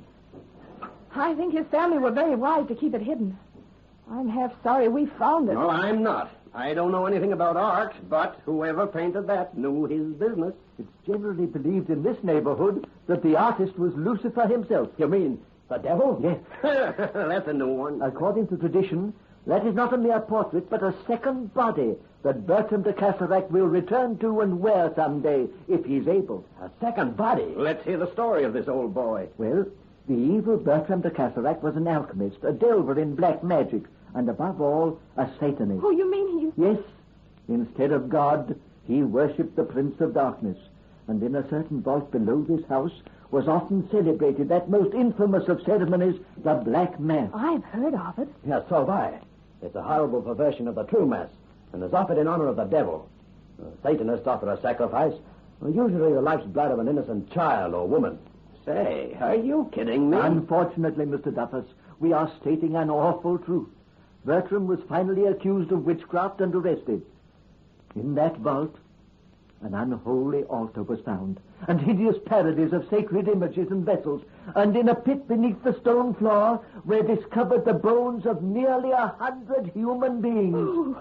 Oh, he was executed, of course. No, he cheated legal punishment by committing suicide. Then, according to the story, the people who so long had feared him rose in arms and demanded his body. They wished to burn it, fire being considered the only way to completely destroy an evil spirit. His relatives smuggled his remains from the prison and buried them in secret. A bishop of the church attended and sealed each corner of his tomb with a holy cross. To prevent him from rising from the dead. Yes. Well, if that isn't the craziest thing I ever heard of. It happened 300 years ago, Mr. Duffus, in a most superstitious age. Say, where is that vault where the old boy did his dirty work? Below the east turret. East? That direction? Yes. Bertram's heir had the chamber bricked up, and so it has remained to this day. Till yesterday, you mean? I beg your pardon? I told you I was going to change things here. I went down in the cellars yesterday and saw that bricked-up doorway. Looked like valuable space was being wasted behind it. So I had the decorators' men tear it out and use the room to store their packing cases. That vault is open? Sure, why not? Does anyone know this? I just told you the decorators' men opened it. Oh, but they are from London and unfamiliar with the story. Mr. Duffus, if this becomes known around here, half this countryside will be thrown into a panic. Oh, you mean that... I mean the legend of the Devil Doctor is a living truth to the people of this region. I beg you to have that door resealed at once. What do the fools think will happen because that room is open? Oh, I told you their belief about that portrait. You mean that old Bertram will return to life? If he is able. And you have rendered his spirit a service by unbarring the way to his tomb. His tomb? Yes, for below the vault where he buried his victims, Bertram himself was buried. His body's in that room? Embedded in solid masonry. By golly, it's beneath the center of the floor. I remember seeing 4 metal crosses on the corners of the big slab and wondered what they meant. Oh, I want to see it. So do I. Now that I know what it all means, I'd like another look myself. Come on, Robert. Oh, yes. I would like to see it, too. The stairs are right down this hall. You don't have to tell Mr. Roberts, Dad. He knows this house better than any of us. I'm afraid I do. And that is the reason, Mr. Duffus, I request you to seal that vault again. Say, if you weren't a preacher, I'd say you took this stuff about the Devil Doctor pretty serious. As a preacher, I accept the Bible as the Word of God. And Holy Writ bears many testimonies that evil powers exist which are dangerous to man. Well, here's the cellar door. They help Edith down these steps, Stanley. They're pretty steep and carpeted with dust. You see how useless is an attempt to convince my father of anything, Mr. Roberts? He won't even believe my fiancé will help me downstairs unless he's told. Oh, I didn't mean that. I made my money bossing people, Mr. Roberts. Guess it's become such a habit I even do it in my own home. But speaking of convincing me, no one will ever make me believe there's any truth in superstition. The vault's over this way. I haven't been down here before. Neither have I. After hearing Mr. Roberts' story, I shan't make it a habit. Mr. Roberts, since it's believed that portrait of the Devil Doctor is a creation of infernal magic, why was it never destroyed? Because there is a further tradition that whoever harms it will be destroyed themselves. Rot. Well, there's the vault just ahead. Your men didn't break the door? It wasn't necessary. When they tore out the bricks that covered it, the door was standing open. Open? Yes. Strange. In the ancient record, it said the door was closed and locked. Now, well, mind these packing cases you come in. You're liable to snag your clothes on a bent nail. Oh, there are shavings all over the place. Yeah, I saw the crosses about there, where the big crate is standing now. Hey, give me a hand with it, Stan. We'll push it out of the way. Yes, sir. You ready? Let's go. Come on. This block must weigh a ton. Yeah, Edith's concert grand piano was created in it. This would be the case. We'd have to move. Come on. Look it out. I can see a metal crucifix. Yes. Connecting slab and floor. But where are the others? One should be right here, if they're placed at all four corners. But there isn't one there. There are none at those far edges. They were there yesterday. Oh, Dad. You and Stan must have torn them away with that heavy case. Doggone, I guess you're right. Mr. Roberts, if the old devil doctor is half the man you say, he ought to jump right up and dance now. With just one cross to hold him down. Oh, here he does. What's the matter? The slab just moved. Move! I felt it move under my hand. Quit your kidding. Why not? Mr. Duffus, feel the edges of this slab. What about them? Lord, I see what you mean. Dad, they're an inch above this floor. You're crazy. They're absolutely level with it. Feel here, Mr. Duffus. Now your hand is beside the one remaining cross. That's funny. Yes, it is. And none of you are chumps enough to think this slab has risen since we pulled those crosses off, eh? But I felt it move. Imagination. It's probably always been like this. It couldn't have been, sir. If it had been raised like this before, its sharp edge would have caught the cleats in that piano case. We couldn't have pushed it a foot. Mr. Duffus, you may think me a credulous old fool, but I beg you to have those crosses found and replaced immediately. Then have this vault received. I'll do nothing of the kind. Oh, I think you better, Dad. Yeah, perhaps you had. Say, are you three children or grown-up men and women? Oh, Dad, for once in your life, give in to someone else. When we entered this vault, I thought the story of the Devil Doctor as fantastic as you still do. But in the last few minutes, since you moved that case, there's something awful in here that's making me afraid. I'm not ashamed to admit I feel the same way. It's as though we four weren't alone in this vault. As though something repulsive and deadly's in here with us. There is an unseen presence here. Can't you sense it, Mr. Duffus? No, and when I prove all this is bunk, you won't sense it either. Wait till I find a tool of some kind. Here, this loose board will do. What are you going to do with that board? Bring you to your senses and smash a crazy legend. Oh, he means to break that last cross. Oh, no, Dad. Don't! Stop him! I thought a good sound whack would do it. You've broken the crucifix. The tomb is no longer sealed. And not a thing has happened. You thought that slab would fly up and hit the ceiling, I suppose, and the old gentleman below would appear in a burst of flame. I told you I'd bring changes around here.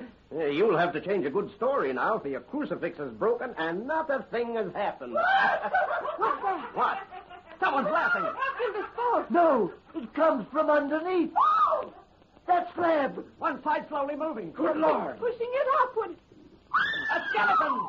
Wrapped in a crumbling shroud. It's rising from that tomb. Run, Edith, run! To the stairs! The stairs! Oh, God forgive me, what have I done? What have I done?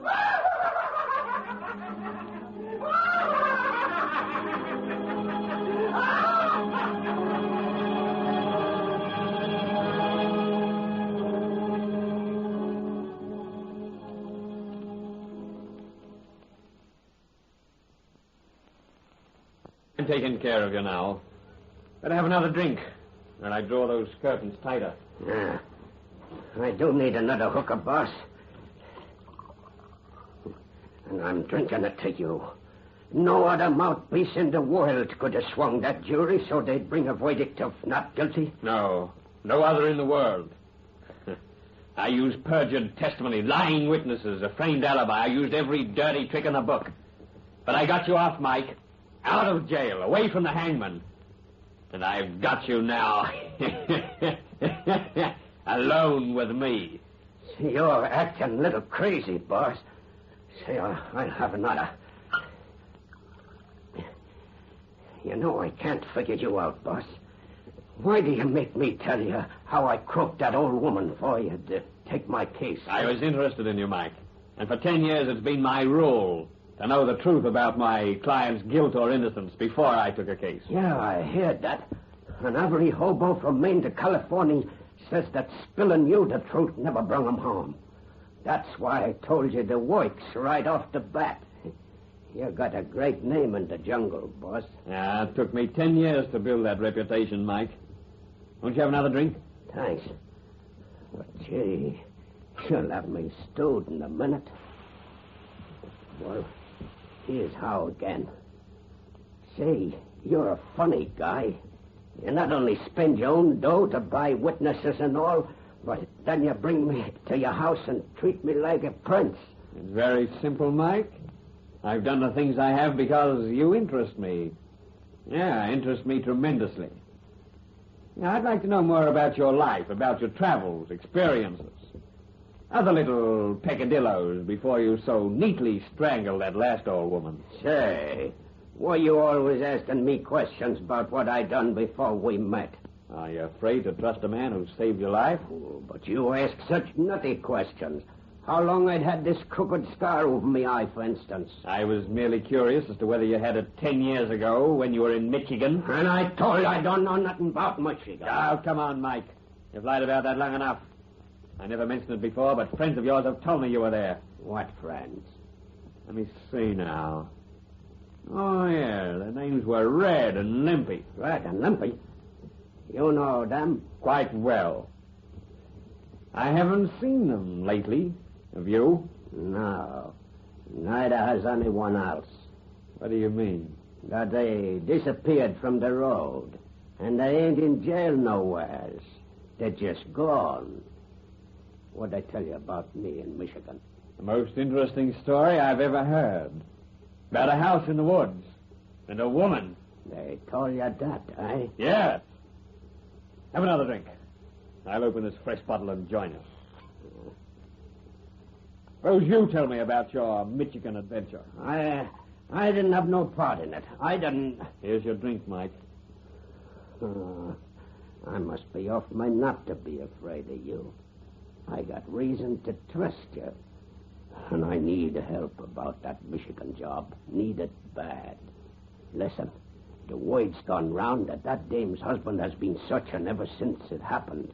That he's been on the road with the bows and riding the rails, living in the jungles, asking questions, trying to learn who caused his wife to shoot herself.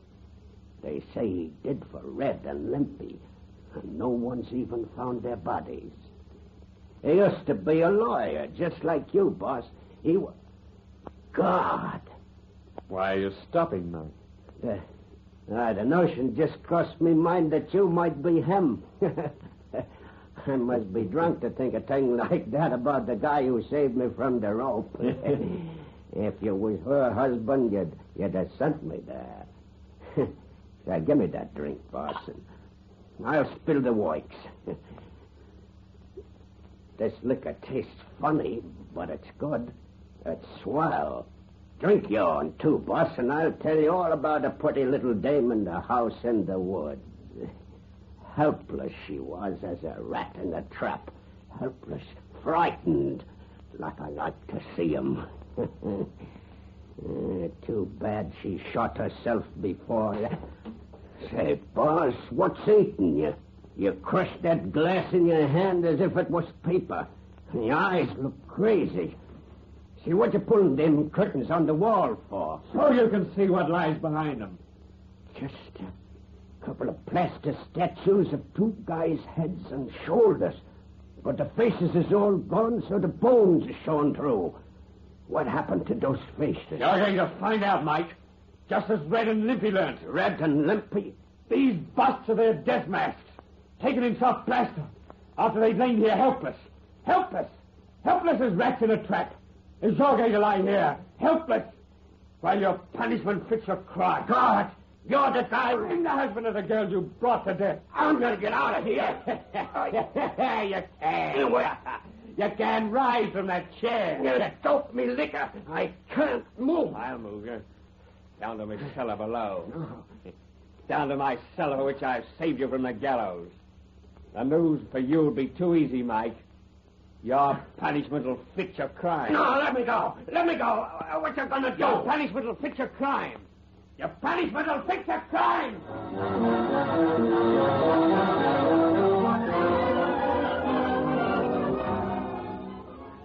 You can't see a thing in this cellar, can you, Mike? And no one's so helpless as when they're in the dark. I want you to be very helpless, Mike. More helpless than a rat in a trap. Helpless as a woman alone in the house in the woods. Helpless as a man who loved her and who heard you 50 miles away. Helpless as a man who heard the shot that killed her. He couldn't raise his hand to save her. What you gonna do to me? Hey, you got me tied to stakes and spread eagled on the floor. But how you gonna kill me? What you gonna do? You're struggling, Mike, but your bonds will hold. I tied them very tight. What did you do to Red and Limpy that you're gonna do to me? In them plaster busts upstairs, what happened to their faces? Guess, Mike, guess. Now, you don't tell me I've gone nuts. Nuts, I tell you, raving nuts. Oh, no, you won't. Not for many hours. I've investigated the length of time required to drive men mad. Your brain's undeveloped, so it'll take you longer than most. Help! God, if I could only see you. You're putting something over me head. Yeah, part of a little apparatus that made Red and Limpy featureless. Use your imagination, Mike.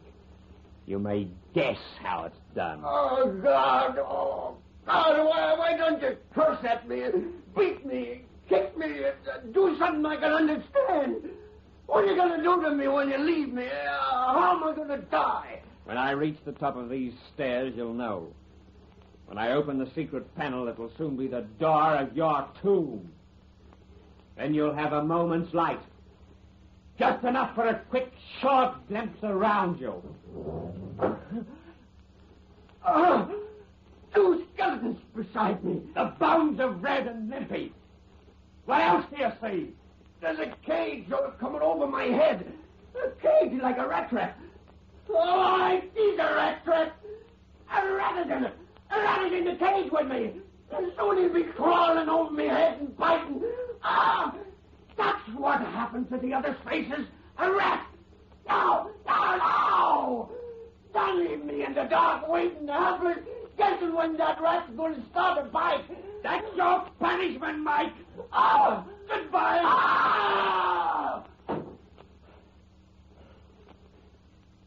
The third, Lucy. And the last. I remembered. And I repaid. Martin! Terry Martin! Martin! Yes, Tom. I hear you. For God's sake, let me in! Quick as you value your life! I'll let you in, Tom. What's the matter, Tom? What you knew would be the matter when you got Big Mike acquitted. A lynching mob is formed and a warrant for this house. They won't find Big Mike here. He's gone. They ain't after him. They're coming here with the rope to hang you, Dave. They can hang me if they want to, Tom. They think I wish to live. I don't. Why, you're talking like a fool. Come on. There ain't time to talk. But I want to talk, Tom, about imagination. Imagination that can see a living rat in a crumpled old gray rag and mutilated human faces in two old broken plaster busts of poor blind justice. Imagination that kills more horribly and surely than if the things it sees were real. Dave Morton, I think you're mad. That mob is almost here. And if they find you, they'll hang you to a tree. Keep away from that front door. Here, what are you going to do? I'm going to meet them. Those who usurp the place of justice must expect a punishment to fit their crime.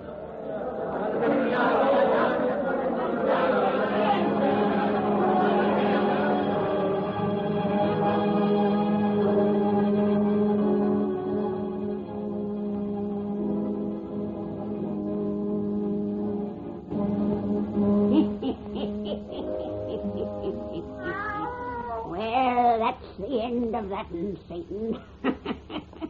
Next time we'll have another purty yarn to spin these folks. A very purty yarn.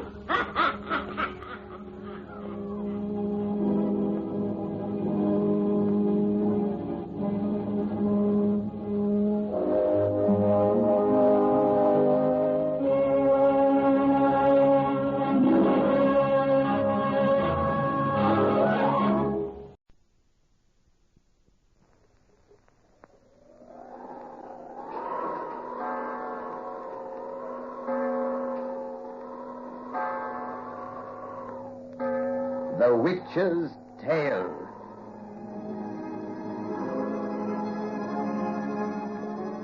The fascination of the eerie.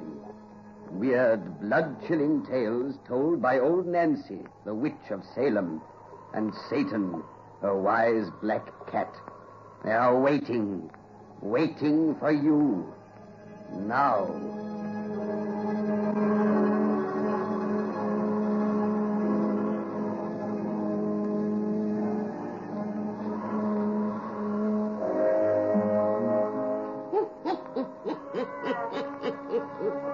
Another 17-year-old I be today.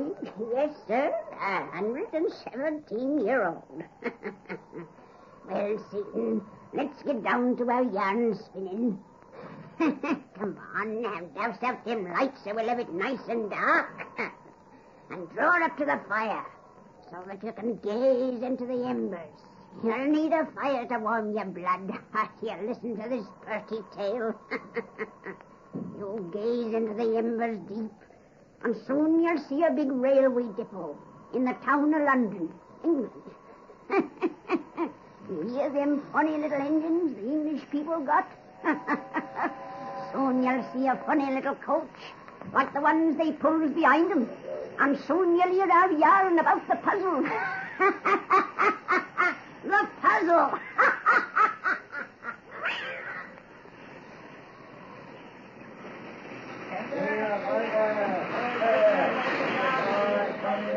Everything's stowed away, sir, and the guard has assured me, Mr. Holmes, that you'll have the compartment to yourself, sir, all the way to theatre. Oh, that's just bully.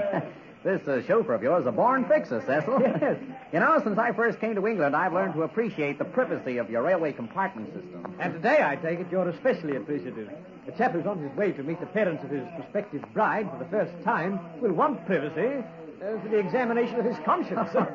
Our Julia hasn't much respect for her stepmother's opinion. I really have only my future father-in-law to worry about. You know, it's funny you haven't heard of him. I'm told he's one of the most successful attorneys in London. Well, his name's vaguely familiar. Ormeroyd.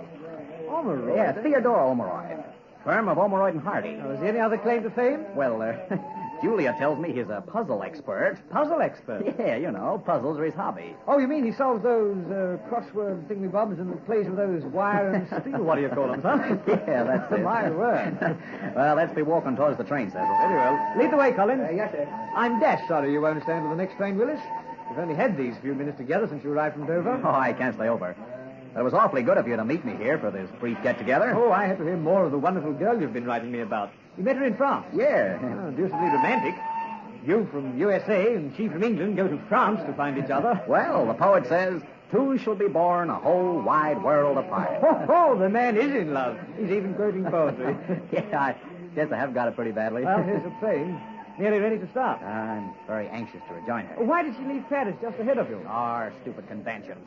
Julia's chaperone couldn't get away, and she maintained it wasn't proper for engaged people to travel unaccompanied. Oh, I say. I'm sorry I didn't tell the old dodo to go jump in the Seine with the Victorian notions. Julia shouldn't have made that trip alone. She was too badly upset. Oh, upset? Well, you see, she was called home by a telegram from her stepmother.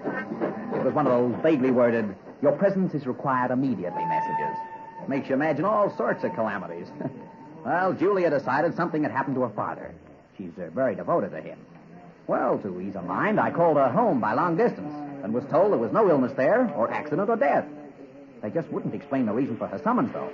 Well, that only made it more urgent. So when I put her on the train, she was still greatly worried. Sounds rather mysterious. Yeah, it does. Yeah, but whatever the trouble is, it can be very serious. Illness, death, and accident have been definitely ruled out. All aboard! That means me. Which is my compartment, Collins? Right here, sir. Number 3. This is my gentleman guard, which you promised to take care of. Oh, yes. Sit right in, sir. You'll be alone in the compartment all the way, sir. I've arranged for that. Oh, that's fine, guard. Here, thanks very much. Oh, thank you, sir. Thank you very much. Well, now, in perfect solitude, you can prepare yourself to meet your future father-in-law. Too bad you haven't made a study of puzzles, Willis. Then he'd accept you as a kindred soul. I suppose I'll have to give that subject a lot of serious thought. Yes. Toodaloo, old thing. So long, Cecil. Goodbye, Colin. Bye, Mr. Collins. Best of luck, Willis. Thanks. I may need it. Well, I'm off.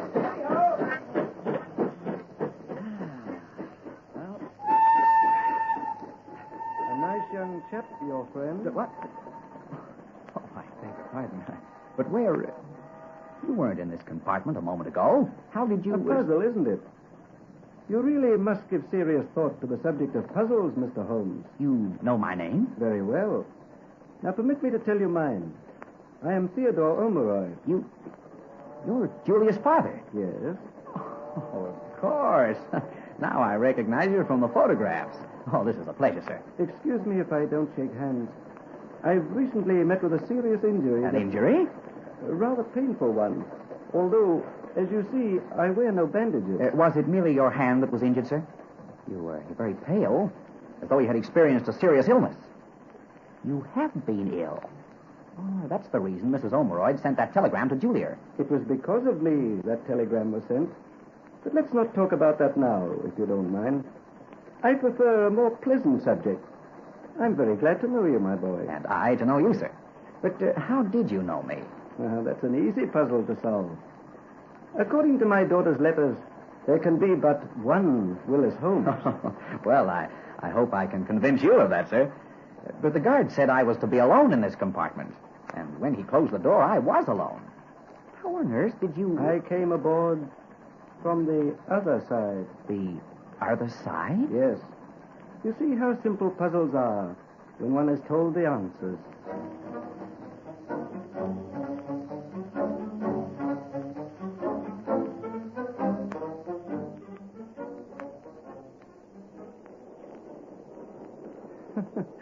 My gracious. Here I've been talking of puzzles for a solid hour. I hope you'll forgive me. You see, to me, all life is an endless succession of intricate problems, which the successful man must solve for himself, and which the good man, the man who loves, must solve for others. I wanted you to know my philosophy. And now, I won't bore you any longer. Oh, you haven't bored me at all, sir. I've been intensely interested. Ticket, please, sir. Oh, good Lord, conductor, not again. Sorry to bother you, but it's rules, sir. All right, sir. And thank you. Well, one puzzle I'd wish you'd solve for me, Mr. Omeroyd, is why that conductor never asks to see your ticket. He's looked at mine 4 times. I ride free, my boy. Are you a stockholder of this road? No. I'm well acquainted with the chairman of its governing board, though. Mr. Travis. My firm handles his legal business. The last time I rode this train, I carried 50,000 pounds of his money in currency. In currency? 1,000-pound notes. That's rather dangerous, isn't it? Men have been murdered for a great deal less. It is a dangerous business. But when one is accustomed to handling large sums, one grows careless. We're pulling into Whittam. I leave you here, my boy. Oh, aren't you going home to Fearing, Mr. Omeroyd? Not now. First, I must return to Whittam. That's where Mr. Trazert has his residence. You won't see me again until tomorrow. In the meantime, will you give a little serious thought to the subject of puzzles? I certainly shall, Mr. Omeroyd. But I'd value your expert opinion as to where and how I'd best begin. Circumstances will indicate your course of thought. Whittam! Whittam! All right, for Whittam. Oh, it's been wonderful meeting you like this. I was a little worried at the prospect of formally asking you to accept me as your son-in-law. I accept you gladly. You'll look after Julia, won't you? I love your daughter very dearly, sir. And you will remember that he who loves must solve life's problems for others. I must leave you until tomorrow. Again, excuse my hand. The injury I mentioned. Dear me, where's my cigarette case? Cigarette case? I haven't seen you use one, sir. I'm sure I had it with me. I must have dropped it here. Oh, well, I'll look for it. Just take care of it if you find it. You and Julia, take good care of it. All right, I found it already. It's fallen behind these cushions. Oh, Mr. Ormeroyd. Oh, guard! Guard! Aye, sir, yes, sir. Which way did the gentleman go who was with me in this compartment? A gentleman with you? In this compartment, sir? Of course, he just stepped out. He was standing right beside the door. You must have seen him. This door's been closed, sir, until you opened it yourself just now. You've been alone in this compartment all the way from London.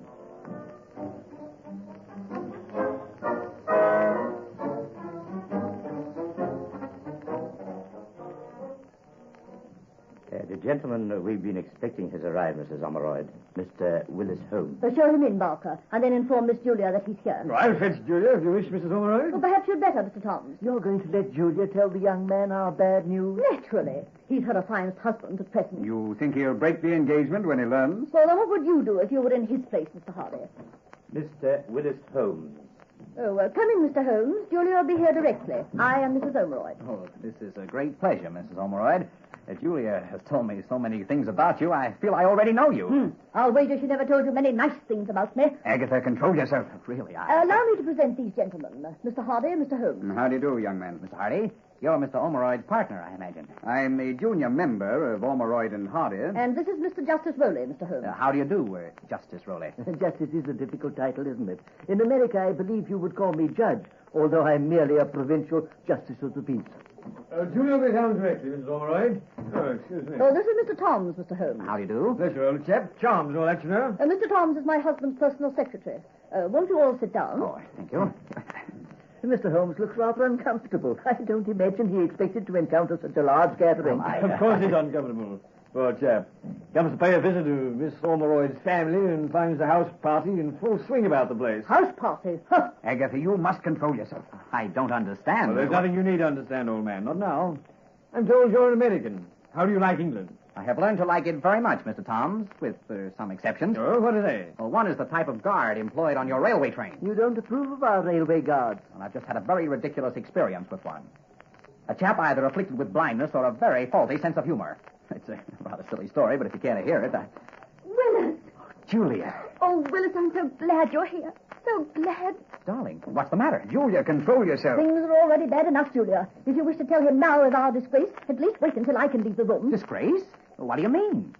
Julia, dear, I talked to your father on the train an hour ago, and he didn't mention any trouble here. What did you say? You talked to my father? Yes, we traveled from London together as far as Witham. I don't believe it. He wouldn't have dared. Quiet.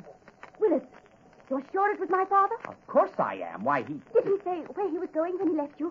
Did he say when he'd be home? Yes. He was on his way to a place called Witham. And he said he'd be home tomorrow. Tomorrow? Oh, thank God. I knew everything would come out all right. That Father would come back and explain. Mr. Holmes was mistaken in the man he talked to. Yes, Ormeroyd couldn't have traveled on that train as far as Witham. The police would have arrested him before he got aboard. Police? Yes, and if the bobbies missed him, every guard and conductor on that road has his description. Well, I haven't the faintest idea what any of you are talking about. Though I've never met him before, I've seen his photographs. And I was neither mistaken nor the dupe of an imposter. What did he say to you, Willis, besides the other things you've told us? Well, he talked mostly about puzzles. It was, Father. He's coming home to explain everything. Won't someone please explain to me what all this is about? Perhaps that's my painful duty, Mr. Holmes. Through powerful influence, we've thus far kept the story from the newspapers. But 2 weeks ago, Theodore Ormeroyd disappeared with £50,000 belonging to a client of our firm, a Mr. Travis of Witham.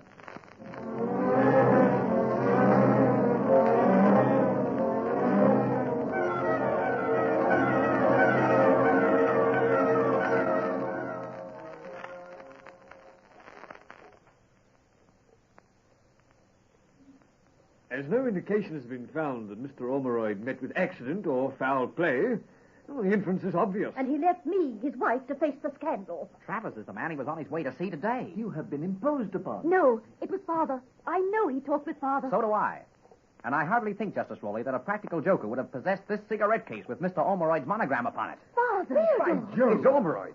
Where did you get that silver case? From the compartment where he left it, as you alighted from the train. Everything will be explained. He said he'd be home tomorrow. Willis, he said he'd be home tomorrow. Yes. Maybe that's him now. Maybe it don't be ridiculous. Your father wouldn't ring his own doorbell. If he comes here, the police will bring him as a prisoner. Come in. A police officer is here to see you, Mrs. Ormeroyd. Oh, They've arrested him. If they have, dear, they'll soon let him go. Show the officer in. Yes, ma'am. I asked to come in on you like this, ladies and gentlemen.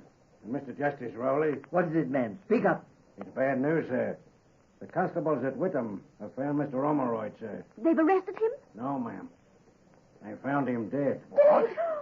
Yes, ma'am. The doctor say he's been dead 2 weeks. Dead 2 weeks? Yes, sir.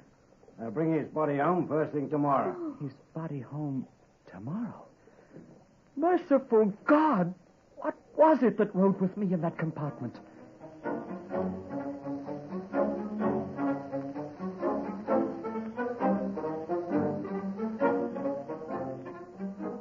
But, my dear Holmes, it's been established conclusively that my partner was lying dead in that pit where they found him, the very time you insist he was with you on that train. Nevertheless, he, or his spirit, was with me, as I said.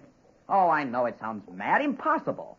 I've always laughed at the tales of the supernatural, just as you're laughing at me now. But I saw Mr. Ormeroyd. He talked with me an hour, I tell you. Julia, you at least believe me. I don't know. It's all so horrible. It's too fantastic for anyone to believe. And even if you did see a ghost, Holmes, what purpose did the thing accomplish? Oh, none, I guess. Still, I feel it had a purpose in coming to me. One I can't grasp. Seems to me the traditional storybook phantom would have been of more practical service, Mr. Holmes. They always accuse their murderer. And such an accusation seems the only means by which the killer can ever be brought to justice. We know now that poor Ormeroyd was struck down for that large sum of money he carried. But other than that obvious conclusion, we of the law haven't found a single clue. The ghost should have known his murder had left no trail, but instead of dropping a helpful hint, Mr. Holmes says his spectre merely talked of puzzles. That would have been my father's way. Julia, you're not going to become a champion of this young man's mad delusion. If your father's spirit could return to earth, he'd appear to you or to me, rather than to your fiancé whom he'd never met in life. Father always said, the man who loved solved the problems of others. That's what he said to me. Oh, this is asinine. You've had a dream, my boy. Better forget it. No, for it wasn't a dream. It was real. And it had a purpose. Only I'm too blind to see it. I didn't dream this silver cigarette case. Isn't that tangible proof? I'm afraid that now I must shatter your illusions. I was advised today that the coach in which you traveled from London by a strange coincidence was the one in which 2 weeks before Mr. Ormeroyd took his fatal journey to Witham. Lying in idleness, the car had not been cleaned carefully. So you found that case where the unfortunate man had mislaid it. Then he returned to put it in my hands. That was his purpose. I see it now. Somehow in this cigarette case is the solution of the puzzle. Since you regard the case in that light, perhaps you'd better give it into my keeping as a possible clue for the police. No, I give it to no one. For now I know a guilty conscience has been keener than my wits. A guilty conscience? Are you accusing... I accuse no one yet. Oh, what do you mean? I mean that now everyone in this room, at different times with a different excuse, has asked me for this case.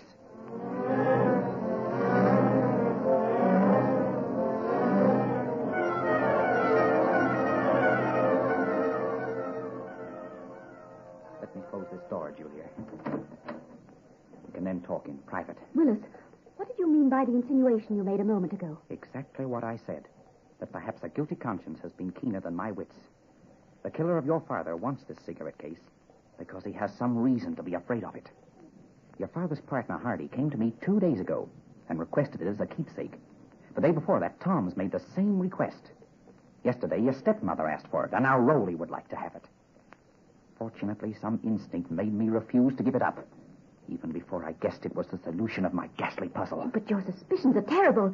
In spite of the frightful way they've acted, those people were my father's friends. Your father was killed for a sum of money that only his friends or his confidants knew he carried on his person. If I can only solve the puzzle of the cigarette case, I'll learn which one is guilty. His last words to me were, take care of it. You and Julia. Take good care of it. Your theory must be right. With Father, everything was the foundation of a puzzle. You think there may be a secret compartment in the case? Yes, in which something is hidden. The metal is unnaturally thick on the sides and heavily embossed. There may be a shallow cavity between. Look for a spring or lever hidden in that scrollwork. Here I am. Feel around the edges. Maybe something slides. That's it. That's it. A sliding edge. Look, I found it. Look. The metal slides are hollow. And there's a folded paper in the recess. What's written on it? dated June the 12th, the day your father went to Whittam with that 50,000 pounds. It says, on the understanding that if I have not left England by tomorrow noon, Theodore Omeroyd, to whom I give this writing, will make its contents public. I hereby confess... Confess? To what? Oh, that can wait. Let me see whose name is signed here. Ah! The light! Who turned out those lights? Someone's with us in this room. Let me go! No, you won't get this paper! Help! Help! Someone's killed Willis. They're running up to the door. They're getting away. Help!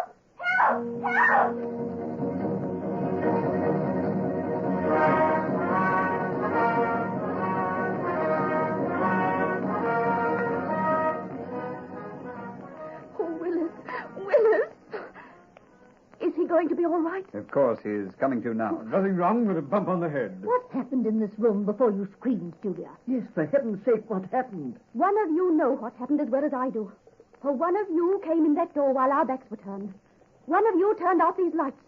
One of you struck Willis, then seized the paper we'd found and ran. And the one of you who did it is the one who killed my father. The girl's insane. Mad. How dare you accuse one of us? Your father's friend. Because one of you is guilty. Oh, nonsense. Julia. Oh, Willis, darling, are you all right now? Yes. Whoever hit me got away with the paper before we saw the name upon Yes, it.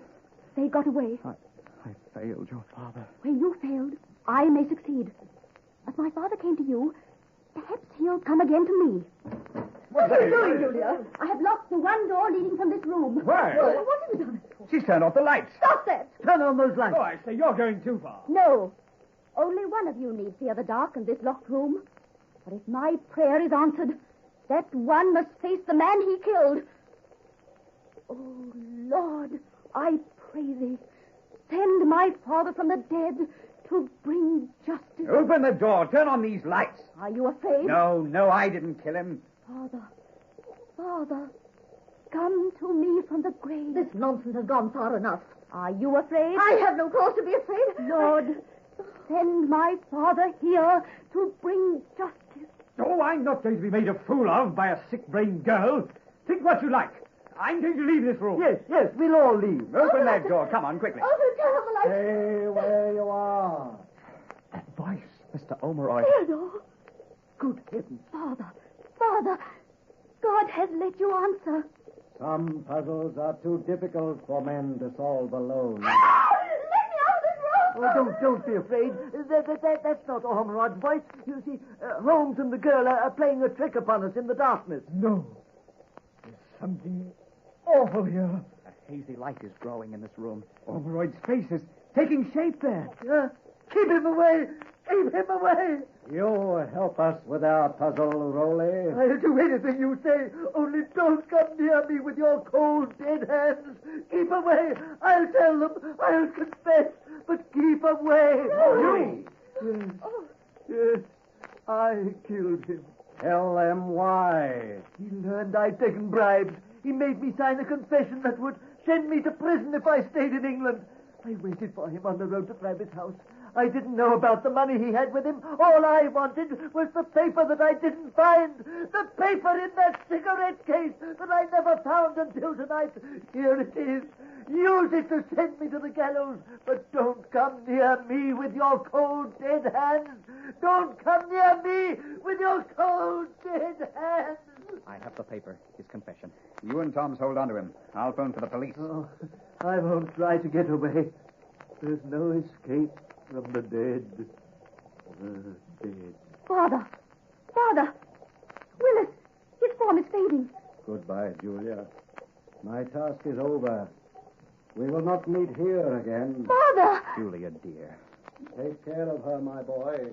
And remember, he who loves must solve the puzzles of life for others.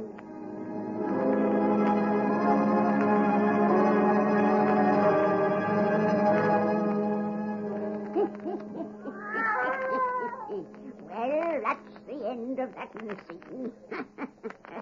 You folks come see us next time I has a birthday.